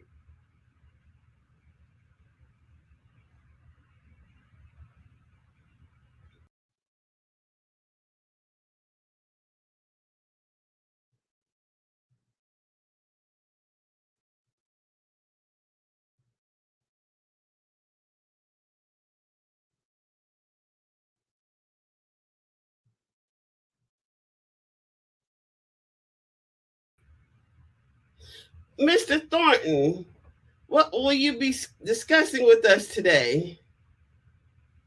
I believe I will be discussing the business that I've been a part of for the last 12 years. Text Mobile Media is a multifaceted digital agency which provides custom mobile apps and digital business cards for small to mid-sized businesses. Thank you. Genius is common, and I'll see you on the other side. Okay.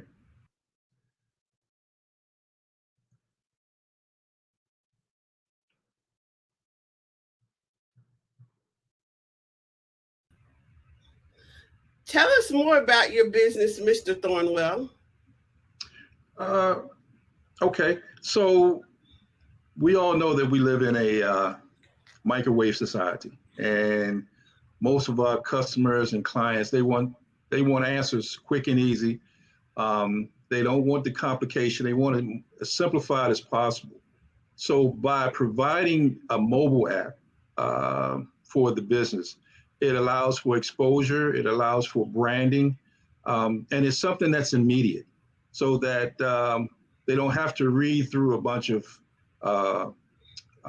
narration that's on the email. They don't have to read through a bunch of biography. to find out what a business owner is about and what a business is about. It's right, immediate, it's on their phone, and it's precise in that if you had to find out in a snapshot what a business is about, the mobile app is the best way. It involves engaging you to want more, so that you'll look at it and right away you'll know whether or not it's something to engage in further, or something that may not be a part of what you're looking for on the internet. I've developed a way of having mobile apps with the integrated texting platform that allows customers to reach out to allow clients to reach out to their customers, and let them know that, say for instance, if they had a coupon or if they had something to incentivize their customers, they can reach out instead of sitting back on a website and waiting for someone to respond to the website. They can have call to action, which means they reach out to their prospective clients and customers they want to engage in. So everyone knows what mobile apps are. That's the other great thing. You cannot purchase a phone in today's world where it doesn't come with apps. The integration that we try to incorporate with our business owners is now, how do we put our apps on people's phones? That's my job. So what I want at the end of the day, I want your customers to be walking around with your app icon on their phone. So that's easy for them to reach you, easy for them to share to other people what it is that you do. Business owners, when they're out, always being asked, can I get a business card? And, business cards are actually dead. They only work when you give them out, because most business cards, after they're giving out, they're either on the desk, they're on the dresser, or they're in the trash. So also it's limited. If you have a business card that doesn't have a picture on it, I can meet that same person next 3 or 4 days. They could walk right past me. I don't even know who they are. So a mobile app is a video version of what a business card is and what it can do. You can put videos on the mobile app. You can put messages, audio messages, so that a person will get a full overall view of what it is that your business does and what it is that you do. So the day of the paper business card is over. The other thing is, if someone were to talk about you and what it is that you do, and the other person say, do you have their number? They would say, no, I left a business card at home. This way, if the app is on the phone, they can say, let me share it with you. Here's their information. So it's today. It's not the future, it's now. And if everyone gets on board, it's just going to grow, and it's necessary. When you think of texting, it has a 97% conversion rate, meaning that out of 100 people, 97 people are going to respond to that text message, and 90% are going to respond within 3 minutes. There's no other effective communication tool out there. Television, radio ads are not that fast. They don't have the conversion rate. If you're using billboards, I have to drive down that street in order to see your billboard. If you're using radio or television ads, I have to turn into that channel or look at that TV station to find your ad or your commercial. Everyone has a phone, from 8 years old to 80 years old. Everyone has a phone. So if you're texting them on their phone, your message is being sent through the internet at an increasing rate of speed, whereas that message is sent immediate. So when you think about receiving it and responding, you're talking maybe 5 seconds. There's nothing that's more faster and more complete than the text mobile media industry. So as a consumer in this age of instant gratification, a mobile app and also a digital business card will allow me to peruse your information at my leisure. So I don't have to communicate with the business owner during business hours. I can communicate anytime, correct? And as a business owner, it allows me to reach out to my consumers or potential clients anytime. Absolutely. And because we're global, you got to think about that. Time zones don't exist in the internet. We're global. So someone in Africa is pulling up your information about your business and may want to do business with you. It's 24/7. We made sure that it's military encrypted so that scammers are not able to hack it, and the security is there, the rate of speed is there, and we're quicker in getting a message abroad as opposed to sending an email, which may get buried under other emails that we get inundated with on a daily basis. Are you incorporating AI technology into your platform? That's on the horizon, only because that I want to keep it simple. I've been doing this for 12 years, and it's just now getting people to a point where they understand what a QR code is. So now they're introducing the AI, and a lot of business owners really don't know how to use that technology yet. So it's kind of like you're spoon feeding them a little bit.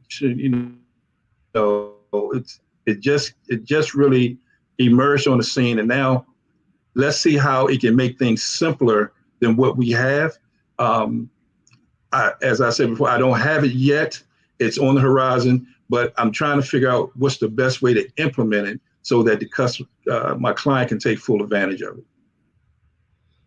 So, for example, if someone, as you mentioned earlier, were in Africa and in their time zone, it's daytime. In my time zone, it's the evening, and they were to send me a text message, how does the platform respond to my client on my behalf? Well, it's immediate. So if a time zone is an issue, that business owner may be asleep when he gets a message. But if he's has notifications on his phone or whatever, he may get up to respond to it. But he can respond to it at any time. And when he's sending out a message, the customer may be asleep. So all those things are taken in advantage or taken in consideration when you're thinking about sending messages and where you're sending your messages. So the text mobile media, it does have an etiquette with it that you want to send messages in an appropriate time. And you want to send messages that doesn't overwhelm the customer or the client. Say, for instance, if you had the ability to send out text, you don't want to send out too many, because now that customer is getting too much information and they're ready to opt out of the app. So you have to have some type of etiquette and some type of restriction that I'm only going to send it on a certain time or a certain number of times during the course of work. And hopefully that the person that's receiving it knows that, okay, it's 1 a.m. on the East Coast. If I can send a message, but I may not get a response right away because of the time difference. Wonderful. So tell us more about, as a business owner, how I can utilize a digital business card with my potential clients. Great question. So having a digital business card lets that person know who you are, what you do, how to get in contact with you.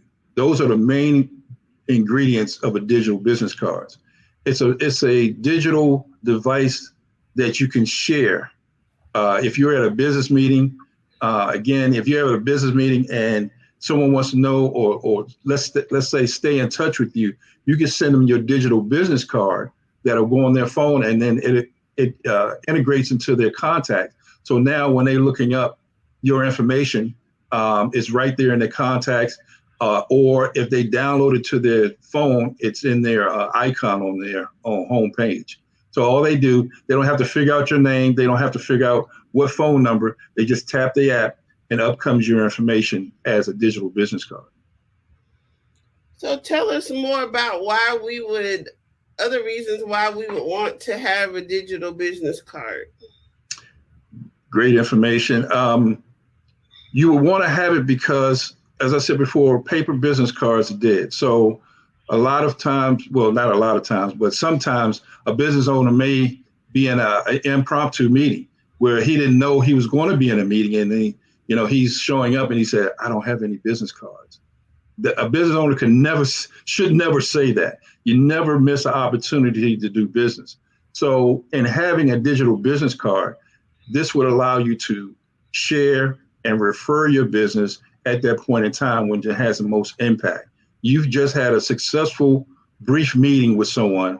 They're interested, they're engaged in what you're doing, and now you're sending them your digital business card, which they would always have with them wherever they go. And not only that, we're saving paper.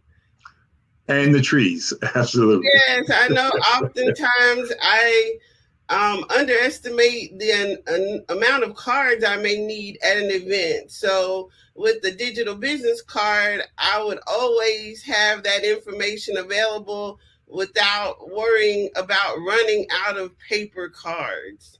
Absolutely. The other thing is a lot of time changes occur. You may change your phone number. You may change your business office. Now you're spending more money to go get business cards.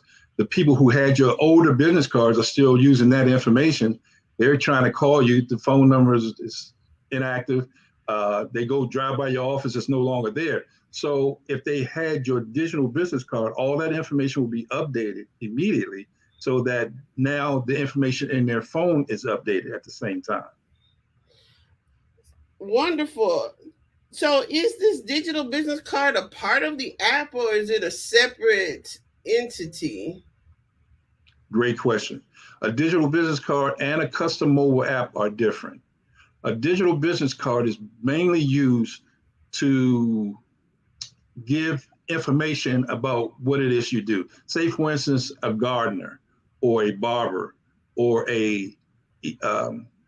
most of your blue collar services and things like that would get a digital business card. When you elevate to a custom mobile app, that's where you're getting into your videos. That's where you're getting into your payment. You may want to have a situation where your customer can pay on the app. That's where it's a little bit more involved than a custom business card. You also get into the sharing possibilities with an app where now these people that responded to your app goes into a bucket, so to speak, so that you can market to them. You wouldn't necessarily have that on a digital business card. It would also have more of your social media on custom mobile app. So remind me again, please. So you can develop this app. If I'm a small business and I would like to have an app for my business, you would be able to develop that for me? Absolutely. There's a few ingredients that I ask my clients to give me. If they have a logo, if they have a website, if they have social media, all those ingredients. And then what I do is I incorporate your image, the things that you've already provided for me, into something concise as a mobile app. And we could go over the features. There's many features, but the benefits is what you would want to discuss, so that we make sure that we're meeting your needs. The features are unlimited on what you can do. And so what we do is we narrow it down to what it is that you want to do. You want to acquire customers, you want to engage them, you want to retain them. And then we have features on the custom app to complete those needs. Well, do tell us more about those features. Okay. So what we have on most of our custom mobile apps is it's clicking a button. So we will have a button that's click to call. So you wouldn't have to remember someone's phone numbers or get a number out of place. We have click to email. Sometimes you can't remember what the email. So with one button, you're doing about us. You're doing business locations. It has the ability to do door-to-door directions. So if you're in New York and you're traveling to Richmond, Virginia, it will map out the exact route that you should take to get to that business. It will take you through all 50 states right now. It may do some Canada, but I'm not sure. I haven't done anything in Canada yet. But it'll take you literally from your door to the door of the business office. Another feature of the mobile app is it has a loyalty rewards program. So instead of someone bringing a coupon into your store or establishment, they have the coupon right on their phone, and you can activate it or redeem it at the counter, and that person can take advantage of whatever coupon or special that you have going on. We also have schedule appointments. If you were a doctor or lawyer, you can have a situation where now that person can just book an appointment right from the app, and that speeds up the process of you getting in contact and they getting in contact with you, and everything is done through the app. We want to make sure that we keep it simple so that we keep them engaged. Well, I liked what you said about the loyalty rewards program. To me as a consumer, that's the most important part, that I'm rewarded for doing business with you. I think that's very important. So tell us more about the benefits of having a mobile app. Great. The benefits, speed of urgency. Having a mobile app creates the urgency that the business owner is not sitting around waiting for his phone to ring and waiting for the website to be activated. It's a way for you as a business owner to now reach out to the people who have the mobile app. What we do is we have what's called client capture. So that's the part I was saying about, when you have someone in the bucket. And the great thing about it is all of our custom mobile apps are permission based, meaning that the people have to opt in to your mobile app.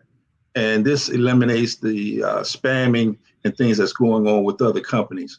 So once they opt in, now they're in sort of this bucket. Let's say, for instance, we're doing something for Christmas and you put out a campaign for Christmas specials. So now all those people who activated or responded goes into that bucket. Now you can market to them not only for Christmas. So now comes New Year's. You can market to those same people because they gave you the permission to market to them. That's a benefit. A benefit also is now they can call you right from the app. They don't have to, again, go into their contacts or whatever and look up your name or whatever, because it's right there on the app. The other benefit is that they can find out who you are, because people do business with people they like, know, and trust. So it's more of a deep dive into you and who you are, as opposed to someone just having a business card and they flip it on the back and there's nothing on the back, or they want to write on the back. Another benefit is that it works 24/7. It's not like someone needs to take a lunch or a dinner break or anything. It's always on, it's always accessible. It's just the way that you're going to communicate. Like I said before about the response, when you have a 97% response rate, there's nothing that can match that. I mean, if you're going to spend your marketing dollars, you want to spend it in where it's going to get a return on investment on your money. So if I'm spending my money and I know that the people are going to be where their eyes are, which is on their phone, that's how I'm going to reach those people. Well, you mentioned that your app is permission-based. I believe that's very important in this day and age because we're bombarded with so much information, and some of it we did not subscribe to, yet it keeps coming. Correct. So the opportunity to give permission to receive this means that this was something that I want. This is something that I asked for, as opposed to something that was just sent to me. Absolutely. And the FCC is very strict on that. Matter of fact, a lot of companies have been fined, huge fines, for spamming and sending this unsolicited email and text mail to people who never even reached out to them for those services. So I make sure that my clients and myself are not in any type of legal situation where we could be fined for being accused of spamming and unwarranted text and email messages. Well, this is very valuable information. I'm sure many business owners out there listening right now may have not considered in having an app for their business. We all know that we should have a website. We may have heard of a digital business card, but didn't really understand how that applies to us. So in having an app to get engaged with our clients seems to be an invaluable tool in our emerging technological world that we live in now. Hello? Yes, sir.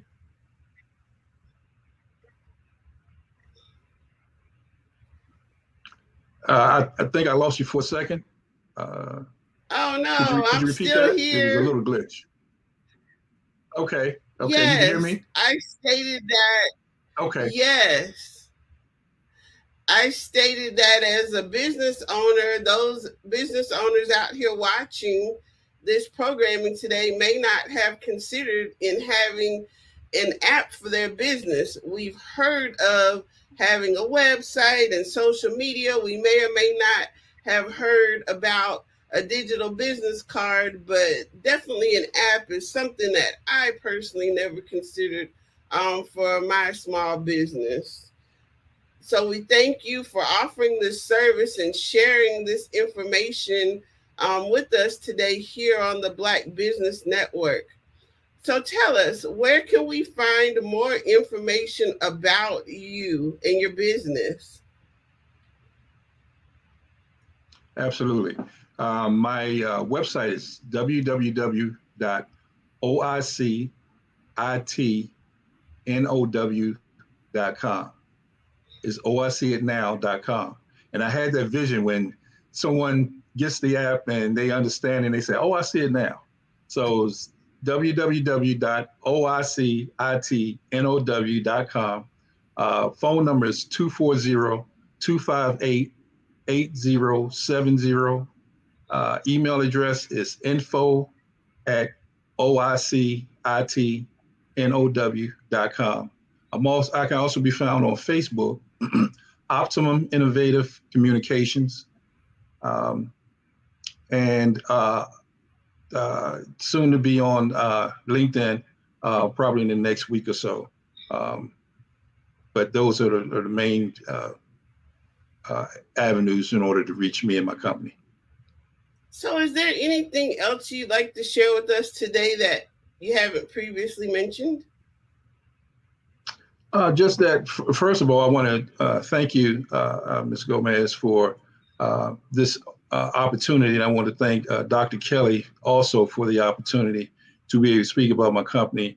The one thing I like to leave some of the clients and customers is that when you think about your marketing dollars, think about putting more into the marketing dollars than you do into your products and services. And I say that because a lot of people really don't know what it costs to acquire a customer. They know how much their supplies and their products and everything cost, but if you have 1,000 widgets, but no one knows about you, how are you going to expose them and get them sold? So it's better to put everything on the front, which is the marketing, and then let that generate what your demand going to be for your supply, your products and services. So I run into that all the time. You know, a lot of people will say, well, you know, your services are too high. And I said, well, compared to what? So if you haven't really put pen to paper and know what it costs to acquire a customer, you're going to be behind the 8 ball in the beginning. So don't feel bad about front loading your marketing costs and let your services and products catch up with that. A lot of late night vendors used to offer their products, and then they would say it's a 6 to 8 week delivery. That's because they don't have the products. They're trying to get your money so that they can pay for the product. It's the same thing in business, is that you want to front load the marketing, get it all out there, get it exposed, get it branded. And then once the people start coming in, then you can go get your products and your services. Now, you don't have to do it in that order, but I'm just saying that's the part that makes sense to me, is don't worry about what it's going to cost to run your shop. Worry about what it's going to cost to run your marketing, and then everything else will take care of itself. Yes, marketing is very important in our business, and I'm so very glad that you mentioned that. On behalf of the Black Business Olympics, I want to thank you for sharing your business and your expertise with us today. Genius is common, and we'll see you on the other side. Thank you so much, and have a blessed day. Same to you. Thank you. The Black Business Expo's mission is to raise funds for high school seniors going to college or K-12 entrepreneurs. This expo is a fundraiser for students. You may go to www.blackbusinessexpousa.com to donate to the scholarship fund, or use the Cash App that's on the screen below. That is $BBXUSA.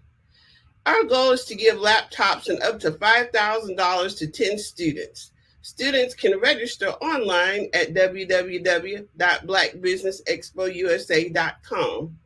Every dollar counts, so we want to remind you to donate to the scholarship fund.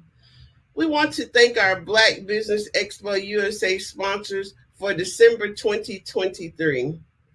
NC 100, Moody Capital Partners, Suede Soul, Lotus Richey Coaching and Training, Hello LLC, Carolina Virginia Minority Supplier Development Council, Step Management, Barbara H. Smith LLC, Margie McLean Foundation Incorporated, 5-Star BDM Media, Genius is Common, Earth Essentials, Mullane Shania Global, Executive Women's Success Institute, The Quality Coaching Company, Superwoman Business Services, Creative Force Studios, Lee Entertainment, Artistic App Design, and the Black Business Expo USA. Genius is common, and I'll see you on the other side. Did you know women represent just 3% of Fortune 500 CEOs and less than 15% of corporate executives at top companies worldwide? Have you wondered what the secrets are to getting into the top ranks, whether in the private or public sector? Do you want to figure out how to stop being held back in your career or passed over for promotion? Then you're in the right place. Hi, I'm Dr. Madeline Ann Lewis, President and CEO of the Executive Women's Success Institute. I have decades of experience in the military, the federal government, and corporate America, and my mission is to help women succeed and tap into their full potential. I want to reach 1 million plus women around the world to become the leaders they are meant to be. So if you want to move into a management or executive level position, or maybe you are a female veteran transitioning out of the military into business entrepreneurship, then reach out to the Executive Women's Success Institute at 301-693-3284. Let us get you on the fast track to success.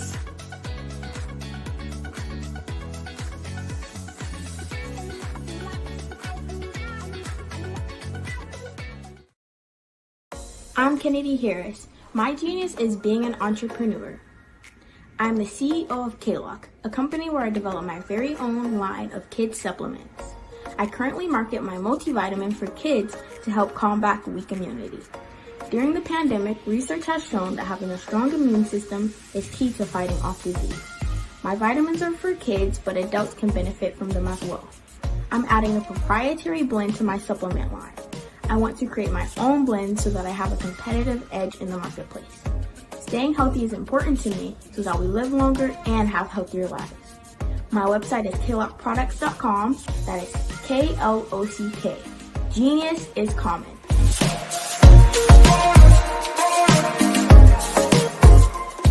Hello, I am Dr. Eric Kelly III, the visionary strategist and founder of the Black Business Olympics. I invite you to showcase your Black-owned businesses on the Black Business Network global stage. The Black Business Olympics is a global Black Business Network platform that propels Black-owned businesses into the international spotlight. By showcasing your business on the Black Business Olympics platform, you can reach a worldwide audience of potential customers, partners, and investors. You can also establish yourself as a thought leader, an expert in your field, attract lucrative partnerships, and more speaking engagements. In addition, the Black Business Olympics platform provides a valuable opportunity to connect and collaborate with like-minded entrepreneurs and business professionals from around the world. This can lead to new business opportunities, ideas, and relationships. Finally, by sharing your story and expertise on the Black Business Olympics platform, you can inspire and empower others. This is a powerful way to make a positive impact on the world and leave a lasting legacy.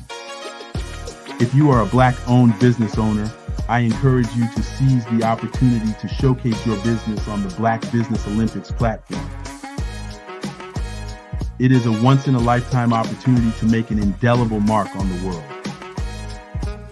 Be one of the 1,000 visionary entrepreneurs who are changing students' lives, shaping industries, and leaving an unforgettable legacy for their families.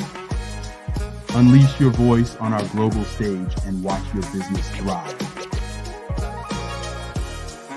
Black Business Olympics is one of the largest Black business showcases in the history of Black business in the world. Yes, the entire world. Just give me a call today at 919-308-9090.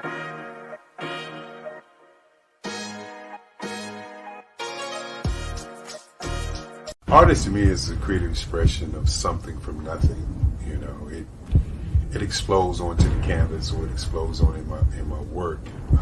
One of the things that I try to do more than anything is I try to just give the lines and the movements and emotions and expressions into what I do.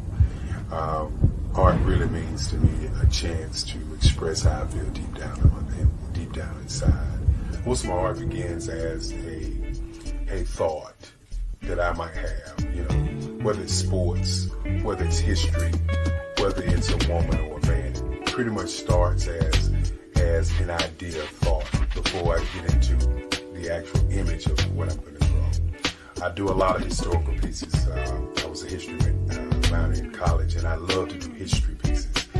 And a lot of times I'm thinking about history, and then I try to make that history impact you as you look at it. That's one of the reasons I do pictures so large. People ask me, why do I do pictures so big? And I tell them, I want the piece to impact them as they're looking at it, to kind of dominate them, dominate their space. And most of my pieces I try to do off page. I don't try to do anything that's going to be in those four corners or in a square. And I want your imagination to be a part of the piece that you're looking at.